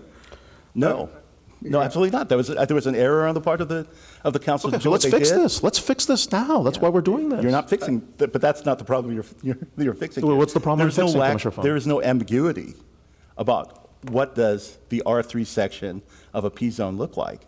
Well, why not get rid of P zones then? What? Why not get rid of P zones and put them back and go back through the process? Redesignate all the P zones. Actually, before we go ahead, I had actually a question for our Commissioner Saxena, go ahead. city attorney about the lawsuit and Commissioner Fung's comment about what Commissioner Mood could say or not say. So could you just dwell on that, just so that we're all clear about what is appropriate in this context? If I apologize that it's sort of a if I hear it, I know it sort of situation. So there isn't a clear line in the law. as to But at when this you're moment, we're starting to okay. enter- Were we okay, is that what you're saying? If everything so far has been fine, I would prefer that we try to stick to the agenda and not discuss specifics about certainly the lawsuit, also the applied for SB 35 project. I will also say I think it's just perhaps a waste of the Commission's time at this point because, as you all know, the Council has already given direction on the 18th regarding a proposed general plan amendment for that area, which will come before this Commission and back to the Council. And if you spend time dwelling on this issue, you may just have to do more work in the future. I would recommend that you focus on the document before you. Commissioner Saxena, Commissioner Fung. One follow-up question. Commissioner Moore, sorry. Sorry. Sorry, just because I just want to I was going that way. would it be okay, like in the context of this discussion where we're discussing what will happen if we do it and if we don't do it, would it be okay for Commissioner Moore to talk about the particular approval, even if she's part of litigation, to say what can go right or wrong based on what actions it is, when we're trying to give an example? Well, once again, unfortunately, stating what I'm going to say, Commissioner Moore, may think about what happened with the SB 35 process regarding Valco may be a legal opinion that was stated in the papers, and it's hard to determine what is an objective and what is a subjective issue in this instance. Let's use a hypothetical. I think it's in the city's interest and all the commissioners' interest to not discuss those matters. Let's use a hypothetical, okay? I mean, new project, empty lot somewhere, designated as a SBXX project, comes through that requires ministerial approval. What happens in this scenario, right? That's probably a better way to describe this. Commissioner Moore. May we add that this hypothetical project requires a specific plan, and it would need major architectural site review for the permit. So it would be a major development, and it would need a permit. I think we're Is that rapidly heading back into the Okay. zone that's not okay. All right. Then just go to the first part. It needs to have a specific plan, and that just goes back to what I'd really like to see is that if we have sites that require a specific plan, I'd really like to see it that you cannot get. You can't develop the site like we have in the policy that I read earlier, that you can't develop the site clearly without having the specific plan created. and that you're following that specific Are you saying you plan. can't have a plan designation or just develop that site? No, if you have a site that says, like, here's our example, we've got the, it says if a mixed-use project is proposed in a plan development zoning district where a specific plan or an area plan has not been adopted, for example, North De Anza, okay? So while there are minimum landscape setbacks for surface parking lots that may be applied, there are none for buildings. So I would like it for us to be saying that it's not an option for you to develop that site without a specific plan. And it looks to me that the general plan's intention was that there would be a specific plan. So is there some way that we can word it so that this issue doesn't happen, and that gets rid of their requirement to do this proposal A, for example, where we don't even need to do that? It's a question for staff, I guess. What is the trigger point for the specific plan in a project?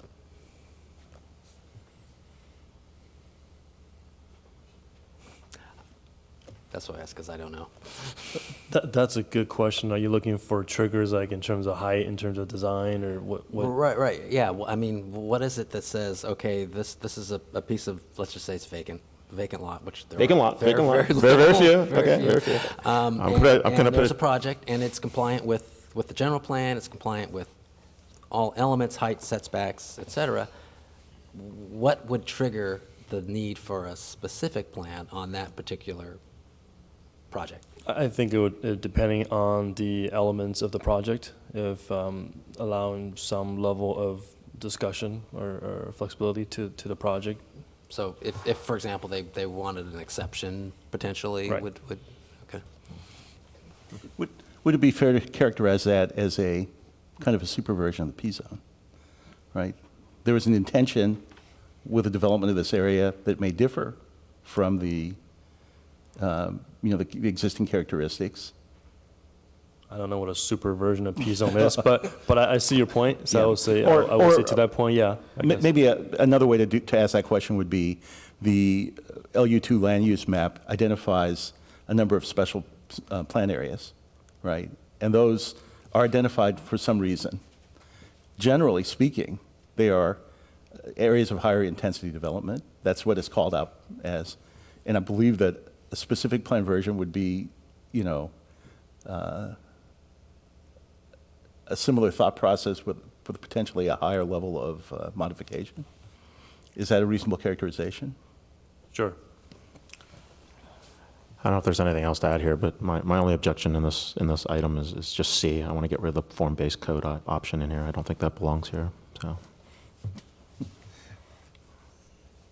I, of course, love that one. I know you do. I know you do. It's okay, but I want to get rid of that. No, I think that there's a problem. The challenge that comes in making an objective plan that works. If you look at almost every case of where people find that there's a problem, it's a problem that has to do with the scale of development. And that can even be just on a relatively small, when you're building 15-unit apartment building, the rules are quite different. The rules that make sense are quite different than when you're building a sixplex, right? And I think that's actually where we run into problems. So you have to come up with a way to express that. You can say, I want to have, one of the pieces here had an R4 zone from Mountain View, which is a slightly larger apartment building than what we define here.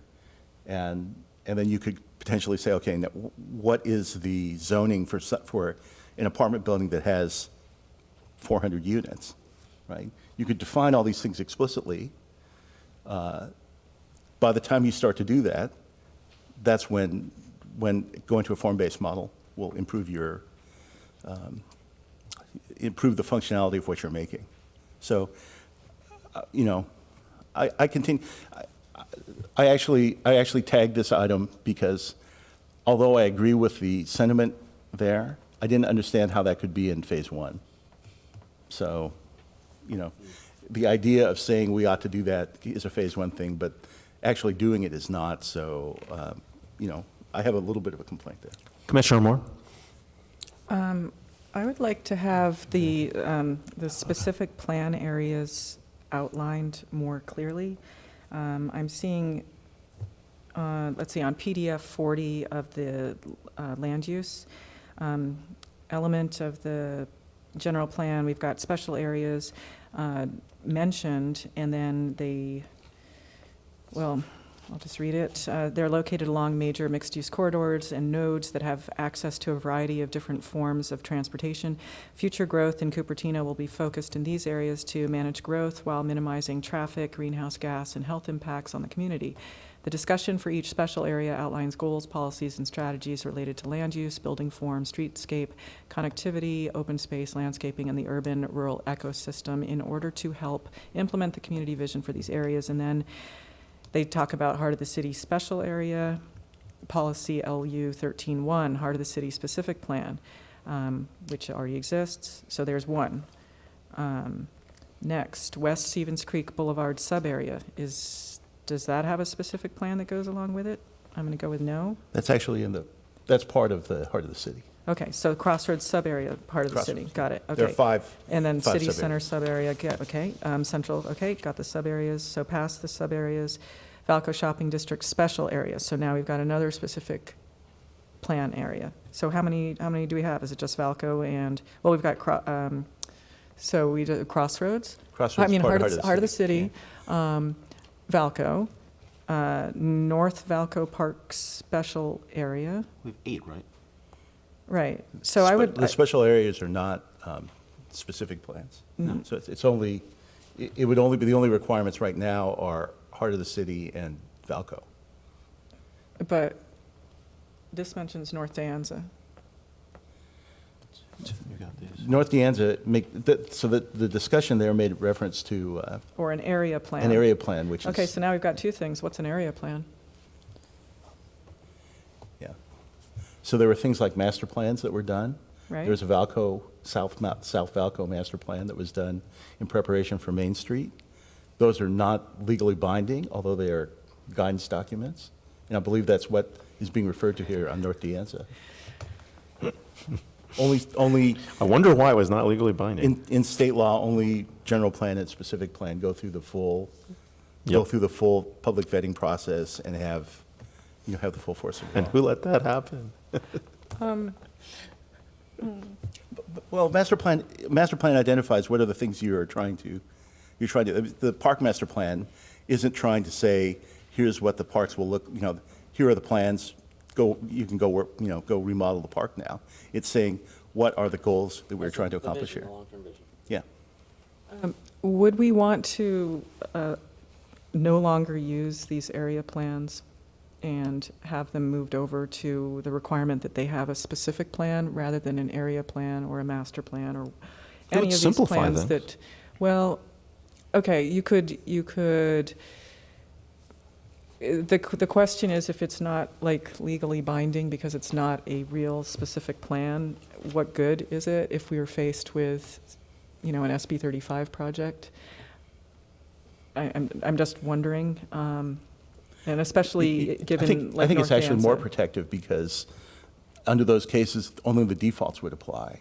So the kinds of things you do when you make a North De Anza special plan is that will typically be, I will allow you to increase height, I will allow you to have less setback, those sorts of things. And those would not be available to you if you just had That doesn't sound right, but explain that again to me. So, normally the reason you have a plan, whether it's master plan or, you go farther and have a specific plan is that there is a default of development intensity. And traditionally, it is when things have a higher intensity than the default, that's when you have a plan. it doesn't have to be that way. Yeah, I mean, density is one aspect. There could be other exceptions people want. But yes, so in general, when you're going for a specific plan, you do want the city to, in some way, override the general plan to come up with something specific which they specifically approve, which is not like a binding precedent which can be used by other people. I think that's probably is one reason why you go for a specific plan. I don't know, I suspect, the park master plan, not legally binding, did have a environmental impact report, although it is a different kind of report because they are not being specific about what they're trying to do. So I suspect that that's actually part of this that's tied as well. You know, there isn't an EIR for the South Valco master plan, but there will be an EIR. You know, if you have an area where the development is such that, you know, it's high intensity, even if it's over a long period of time, you know, that would normally be something where, again, you, just like the general plan would require, general plan modification is going to require an EIR. You know, the specific plan likely will too. I mean, you know, they can make an, you know, they can make a determination that that's not required, but it's unlikely. I actually have a great deal of concern, you know, the context of the discussion, which looked to reduce density in the Valco zone, the council discussion, you know, could very easily trigger a situation where you need to do a new EIR before you can pass any of this stuff. Right? Commissioner Moore? Okay, so going back to policy LU 19.1 regarding Valco, it says the specific plan, and then there's no extra word there, create a Valco shopping district specific plan prior to any development on the site that lays out the land uses, design standards and guidelines, and infrastructure improvements required. So my ask is to strengthen this language for this specific plan and also for the North Dianza. Actually, no, you're saying that North Dianza is an area plan. So what the other specific plan area we have is? Heart of the city. Heart of the city, okay. And that one is already complete. So our only, right? Yeah, I mean, there's an adopted plan. It's always subject to change, but yeah, it's adopted plan. Yes, you can amend Yeah. you can amend that specific plan at any time. Okay, so my ask is that this is made concrete, so that anyone reading this there's no ambiguity about whether they need to adopt the specific plan before any development. So I just want to be clear that this was I believe it's this very provision that will be the subject of a general plan amendment, and on the 18th, the council discussed its recommendation, which I believe is option 2 for moving forward with that amendment, which would remove the office allocation and go with the current 389 unit allocation at the site by right without approval of a specific plan. And if you wanted to go over and above that, you would apply for a specific plan. So any changes proposed tonight to this provision may be irrelevant in light of the other action that's being taken. Okay, so can we then mention that, you know, with regards, so basically they're flying without a specific plan. Is that right? I think the way you described it, that would be without a specific plan, and that would not be allowable under the general plan. There must be A general plan amendment, which is what they're discussing. well, the general plan requires there be a specific plan They're amending the general plan, was my understanding, based to on to take out the requirement for a specific That's my plan. understanding Okay. based on the June 18 meeting.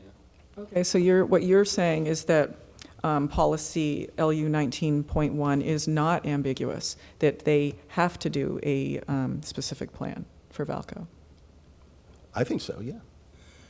I think that the thing is, before you can stick a shovel in the ground, you have to have permit, you have to have an approved project, and if those things happen, if the approval of a specific plan and a project, you know, and then accepting a project into review happened simultaneously, you know, happened in the same meeting or in very quick succession, that would be compliant with the intention of the general plan. That was clearly the intention of the council. Again, in light of the litigation and the fact that the council is already taking action on this item, I suggest we move off of this policy, which is not specifically called out in the documents that staff prepared, and discuss the proposals that are in the attachment. So how do we handle exception? If like, let's say I want to get rid of C, Commissioner Fung loves C, you know, we have, like, how do we roll on this, right? Like, do we take this individually here? Like, what do we To do? me, it sounded like he had concerns. Commissioner Fung, in terms of it being more of a. But you want it in assess phase two, right? two. No, well, just, it's not actionable as a phase 1 item, other than to say. Okay, so you'll move it to phase 2, and we'll all be happy at this Well- moment. I agree with that. I have it crossed out on my suggestions. Okay, so The removal of item C entirely, I don't want this. I think I hear you. I think we have two commissioners that don't prefer the way this C is. Again, it's not a proposed language, right? We're just proposing some discussion for that particular item. So we could move C off to phase 2 for sort of future discussion. Yeah, I mean, for form-based code, like from what I have read and understood, many cities have started about 3%, and they typically keep both the form and the other one around. My concern is that right now we're still struggling with getting a basic code streamlined. Whether the city and the planning commission and the city council even has a bandwidth to start looking at a form-based code, while we're still trying to dot the i's and cross the t's. So, I mean, I would be supportive of keeping form-based discussion out till the dust settles on what we want to do with a general plan and a general code. I'll wait for you to convince me. How's that? Yeah. So I guess the way, if you could record my comment as, I believe, I agree with the intent of what you're saying there. I think that ultimately will be the best way to address the issues in this point. However, because you're not intending to bring a form-based code in phase 1, I don't have a problem with removing that. Okay, so it still leaves us with A and B. Where are we at this point, everybody?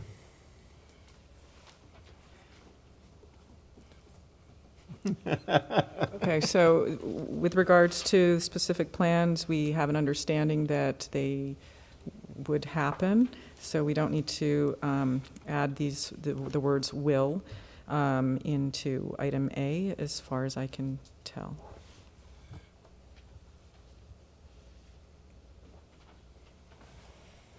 So we're keeping staff's language for item A. Yeah, did we decide on the latter part of Yeah, the latter that? part of it. Yeah. I think we should get rid of the latter. I continue to believe we should get rid of the latter part. I don't really see the point. I do think, I do think on the first part, what we are saying is not that something must have, that this or that or the other thing must have a specific plan. We're saying if a specific plan exists, then we'll follow those rules. And that's a pretty clean statement. Commissioner Moore? I think after looking at the Stevens Creek urban villages and the way that they pushed the setbacks up against some single-story and two-story residential homes, that I would definitely want to keep the ending sentence, reduced heights or increased setbacks adjacent to single-family residential areas may be required, which could only be determined during project review. I want to have that in there. We've seen this go very poorly, where they could essentially make a staircase of a building, very close to the single-family homes, and then going up to 85 feet. And I don't think that that's what the residents here are going to want to see happen. So that this is actually one of the items in the Tier 2 discussion, in the Tier 2 points, about what happens when you're on the edge of a city boundary. There's no jurisdiction. You can't control what happens on the other side. You can decide, on your side, you can decide, that I want to put a restriction because of an adjacent neighborhood, but you can't do anything to the other side. So, We're not talking about another city. This is all in Cupertino. So that for this example, I think in the phase 2, it was talking about the 95-foot high hotel at the corner of Stern and Stevens Creek Boulevard, and then also what I brought up, the Stevens Creek urban villages adjacent to Arata Way. So I don't really think that applies to this example, because this is all within our city boundaries. I'd like to keep that in there, and I'm still kind of want to say will be required, but that's, I'm going to give up on the well here. so So. then I would ask that we put in similar wording that says that greater heights and less setback could happen, based on the program review, on project review. It really is no different. Those could be taken as concessions if the developer is really, truly interested in developing housing, because then they would be putting in, the maximum dwelling units allowed at a particular site, getting the density bonus on top of that. They can even go for a city density bonus if they went for 100% affordable. The city can then, give them even a greater density, and then they can get those concessions on the setback and height after they make those, get through those hoops, and then they can have them. Yes. So that's no different. Oh, no, it's very different, because if you give them the ability to go up, I mean, right off the bat in that language, that's very different than saying reduced. I mean, you're giving So an opportunity for concession. we're not saying what the characteristics are that cause the maximum height to be reduced in that passage. We really don't want to be giving away these concessions for a mixed-use development with a little bit of housing, where they're really, Housing playing around becomes a with the numbers. concession instead of not being the main point. We don't want to be in that situation. So I still don't see how that supports, how, I understand the concern. I just don't think that that's reflected in that text. Does anyone have a suggestion for how we can move off of this particular topic? We're only on the footnotes, folks. How about something along the lines of the implication with reduced heights and increased setbacks is you're trying to reduce the scale at the right. So something that more is addressing that element.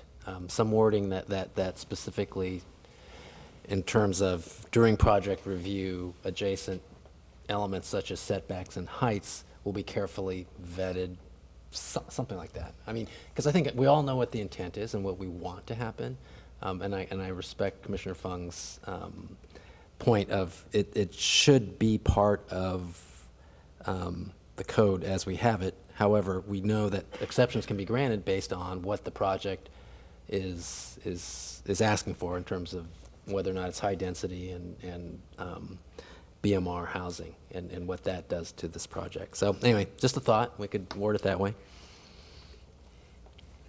May I offer a legal perspective? since Please we do. helped Please do. draft this? So I'll take a second stab at trying to explain what we were trying to do with this language. So right now, you'll see in the existing column, it's totally open-ended, right? Yep. Heights and setback, yeah, I think we all agree. So what we were trying to do here is establish, if you're going through a ministerial process where no discretion is allowed, there is a set maximum height and minimum setback that you cannot exceed, period. But you don't want that to always be the case where you are not proceeding under an SB 35 project or other ministerial process, but where you have a discretionary project proposed, you want staff and the commission and the council to be able to reduce those. And so that's how we've put in may reduce in the event that a project going through the normal process is proposed.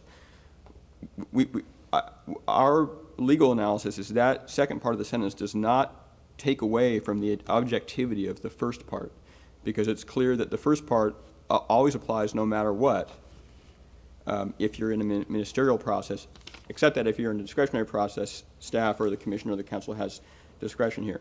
My concern with changing may in the second part to will is that it turns the whole thing into a discretionary standard, and then you have nothing. You're back to what it says in the first column, in the event an SB 35 project is applied for. Or any ministerial review process. You're right, right. Any ministerial. Take Right. SB 35 out of it. Okay, I'll buy that. I'll go with you on that. Okay. Concur, that's fine. Okay. Are we on agreement on A now? Still don't- With some I still don't think so. exceptions. I still don't think so. I mean,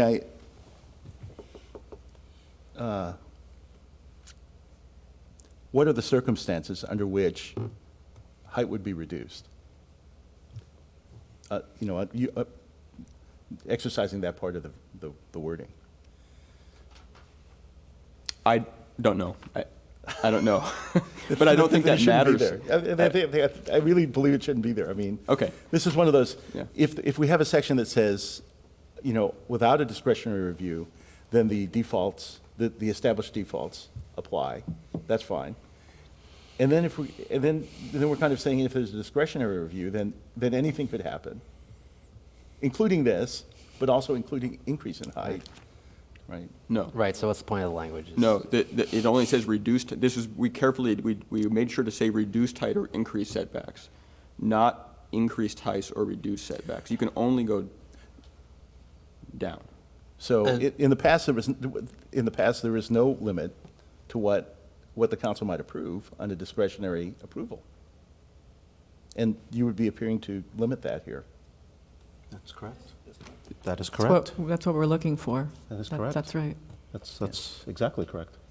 In a Really- full discretionary approval, I don't know why there would be a limit one way or the other. This is protecting the residential homes that would be adjacent to these planned development zoning districts. And, you know, referring to the Stevens Creek Urban Villages, well, I'll just give a generic. Okay, let's say they want to do a one-to-one setback from the rear property line, and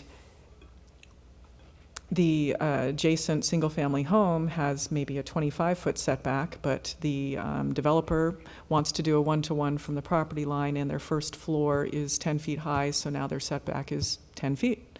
And because they need to keep the building under the one-to-one line, they then go 10 feet into their property, 10 feet up, then step in another 10 feet and up, and there we keep going, and there you have a staircase of up to 85 feet in that particular example, all glowing at night and looking into the little 1 or 2 story residential home. And that would be the kind of thing that we would want to have the negotiation ability to not occur. Put a light on top of the Luxor. But if the height in that area were 45 feet, you could still have 4 feet, 4 floors built in that form, and you're allowing that. I mean, you are. Another issue here, I think, would be that you posited before, what if a developer chose to build a very favorable affordable housing development? This would remove their ability for that to be tall, adjacent to the residential area, because they would not have the discretion at that point. No, But council would have discretion if they want to. No, they don't have discretion. That was the intention of that line. No, if they were doing that affordable housing, they would get concessions Yep. to be able to do that. And that, the way the density bonus law is written, that is exactly how it goes. And they'll get a there's- height concession for it as well. Right, height and setback, those are, that's in the state law, and we cannot We can't override that. do anything about it. Well, you can't, yes, but those rules also apply on a ministerial approval. Exactly.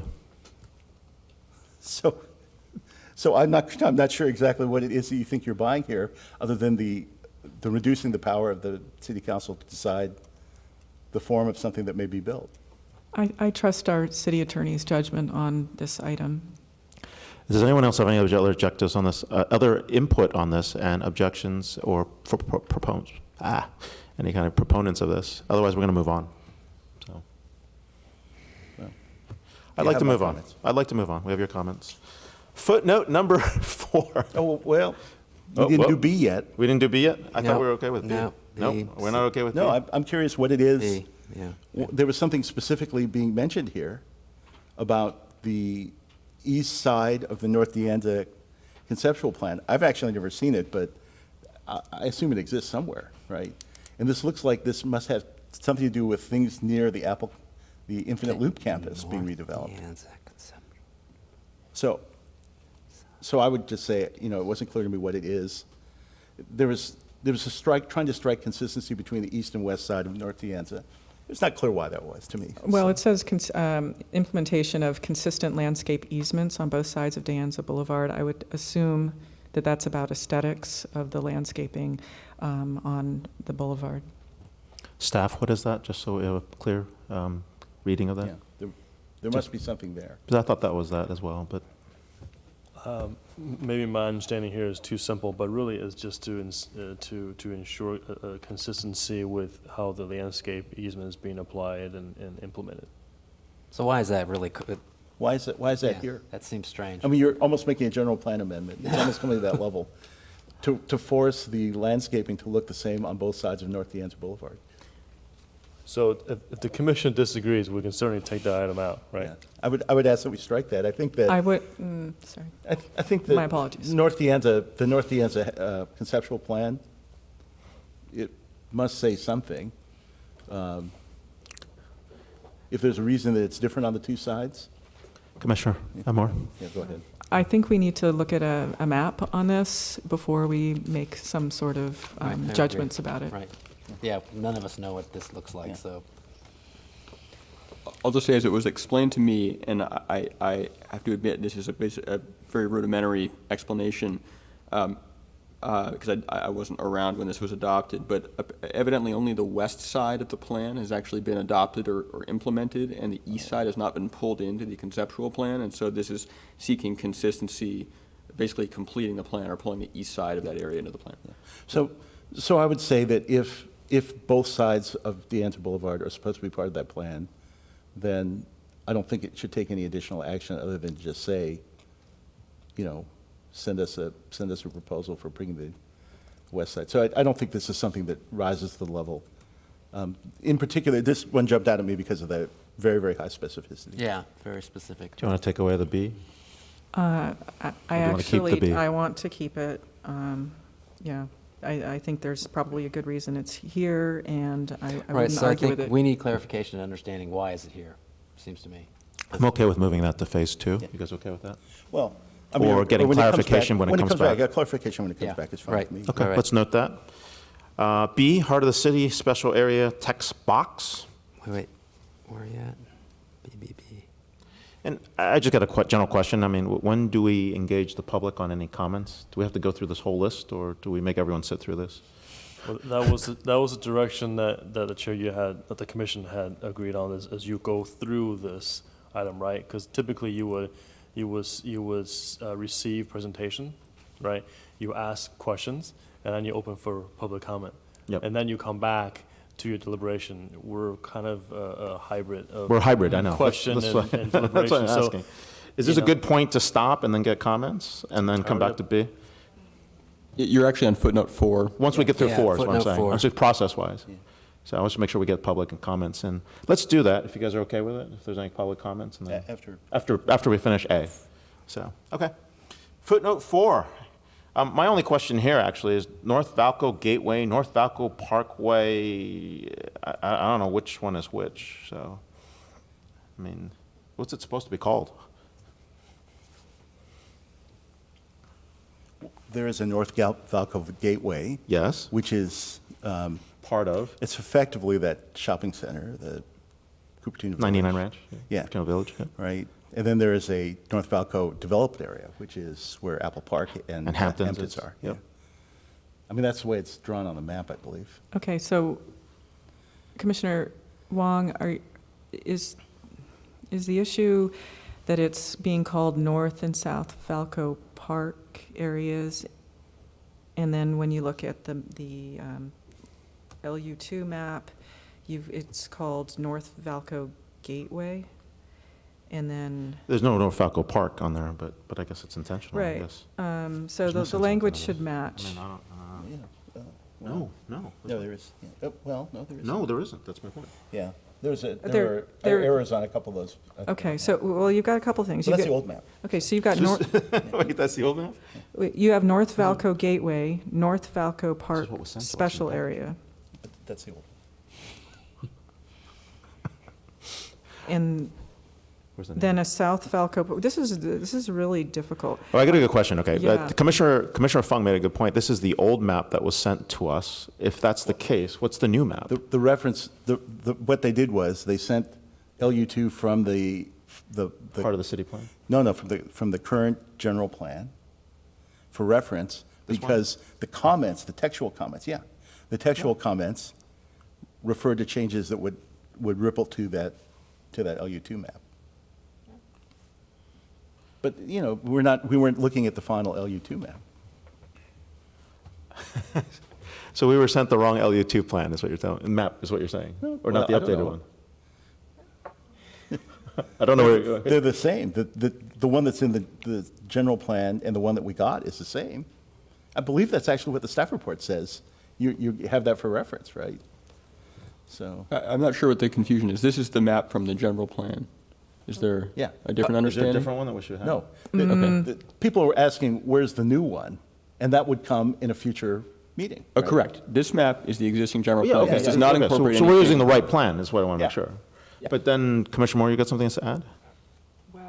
It seems that, technically our general plan is the approved city council document from December 4th, 2014, plus the amendment that occurred October 2015, that those two documents together are the actual general plan. But we don't have a clean version of that? The later one, the 2015 one, is the clean version. I know, is that the one we're looking at right now?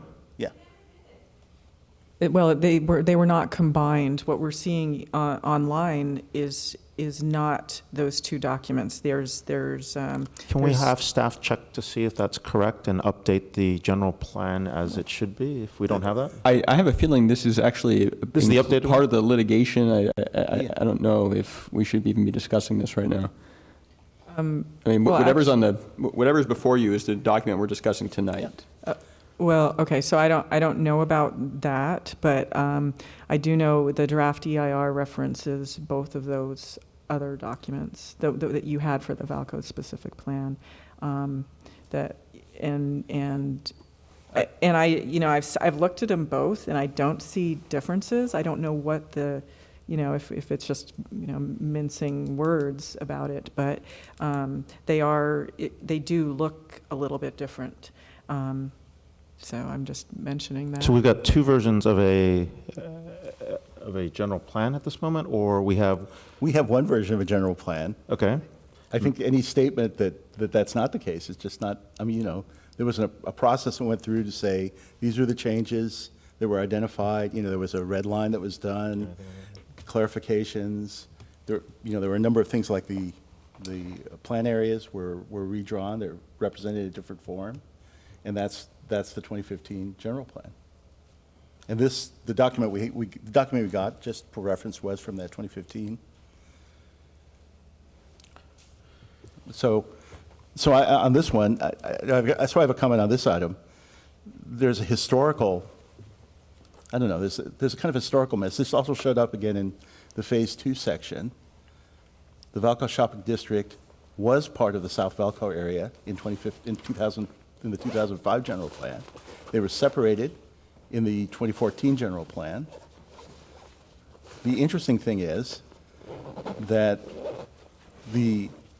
by that separation, it should probably be a 1.5 to 1 slope, because it's certainly the case that if you remove the reverse reference, that was the Phase 2 thing was that the Valco Shopping Center, shopping district should move, should become either part or heart of the city or out of the South Valco plan, and that in fact, or revert to its prior, before December 14th, December 4th, 2014. That actually would put it at 1.5 to 1 slope. So I think this one probably should go just on the. There's the simple thing, the parenthetical reference. I don't think there's anything wrong with removing it. They are separate things. They have separate, and the Valco one is ambiguous at this time.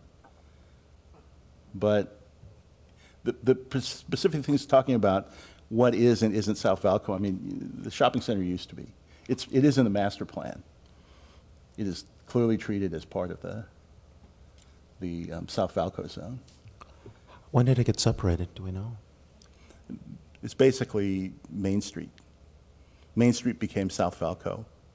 The shopping center became, well, what happened was in 2014, going into the new general plan, there was an intent, there was a planning intent that there would be a higher level of development there, higher density development there.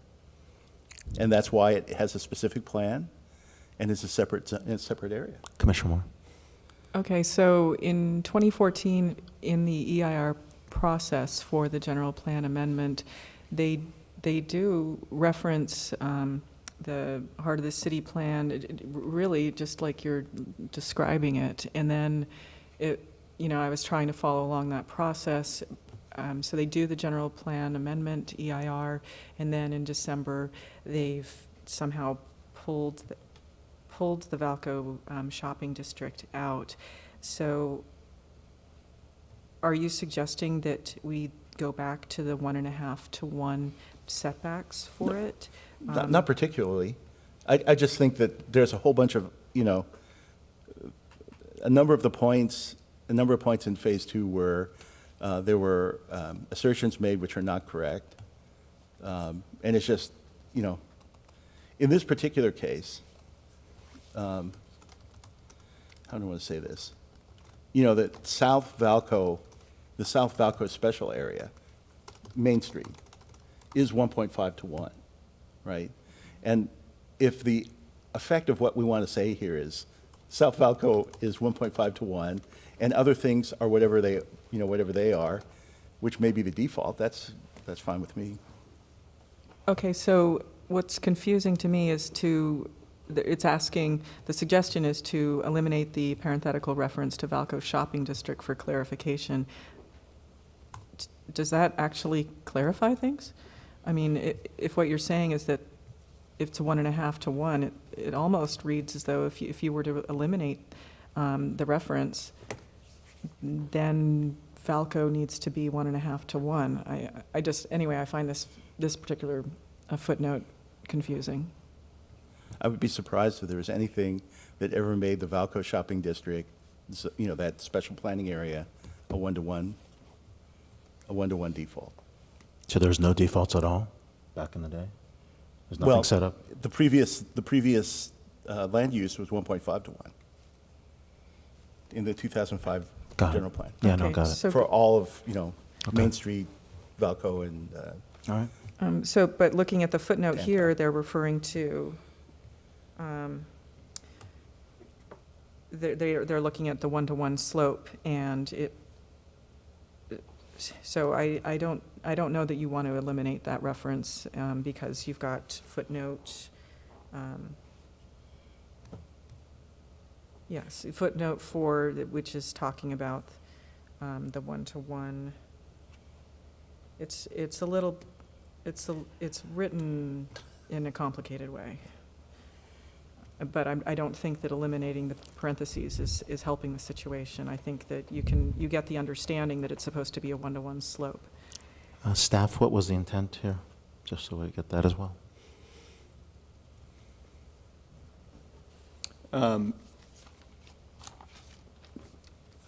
I think the commission's already sort of anticipated our intent.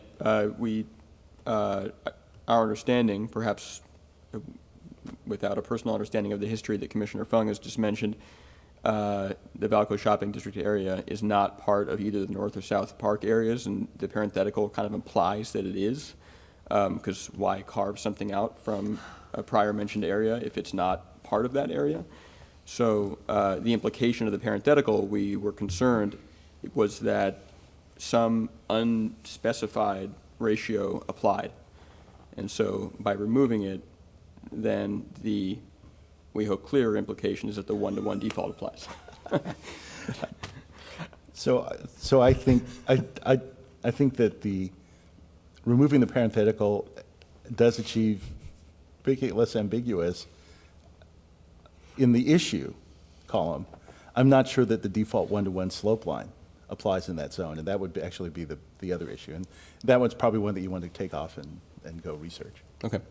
Could you add a footnote 5, which very specifically states that for the Valco shopping district special area, you have the 1-to-1 slope line drawn from Wolf Road and Tantau Avenue, and also Valco Parkway, because that, I believe, was included in the avenues, major arterials definition.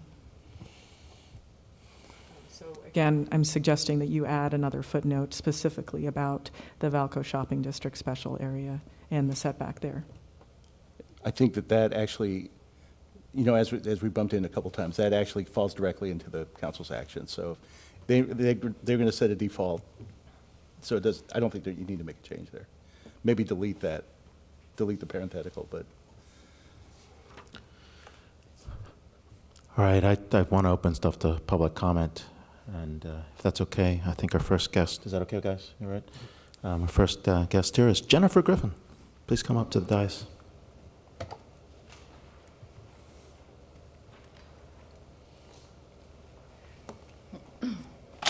Good evening, Planning Commission. I'll just make a statement that this screen has been broken for a week now, and I would hope that by next Tuesday or whenever that it be fixed. I have been in city council chambers in other cities that are not as fine as ours is, and they don't have television coverage, and I really think we need to try to expedite this. I'm not sure who would do that, but just making a statement. Anyway, there was a time when there were no special districts in Cupertino. All of this sort of emerged in about, I think it was 2008 to 2010. And a lot of the people in the public were really surprised because we really didn't have any input. We didn't know where these gateways were. It just kind of appeared. And frankly, I'd just kind of like to go back to those days. My understanding was, with Heart of the City, it was always 1.0 to 1.5, all the way down the length of Stevens Creek Boulevard. Never mind where all these different districts were. And I would prefer that it stay that way.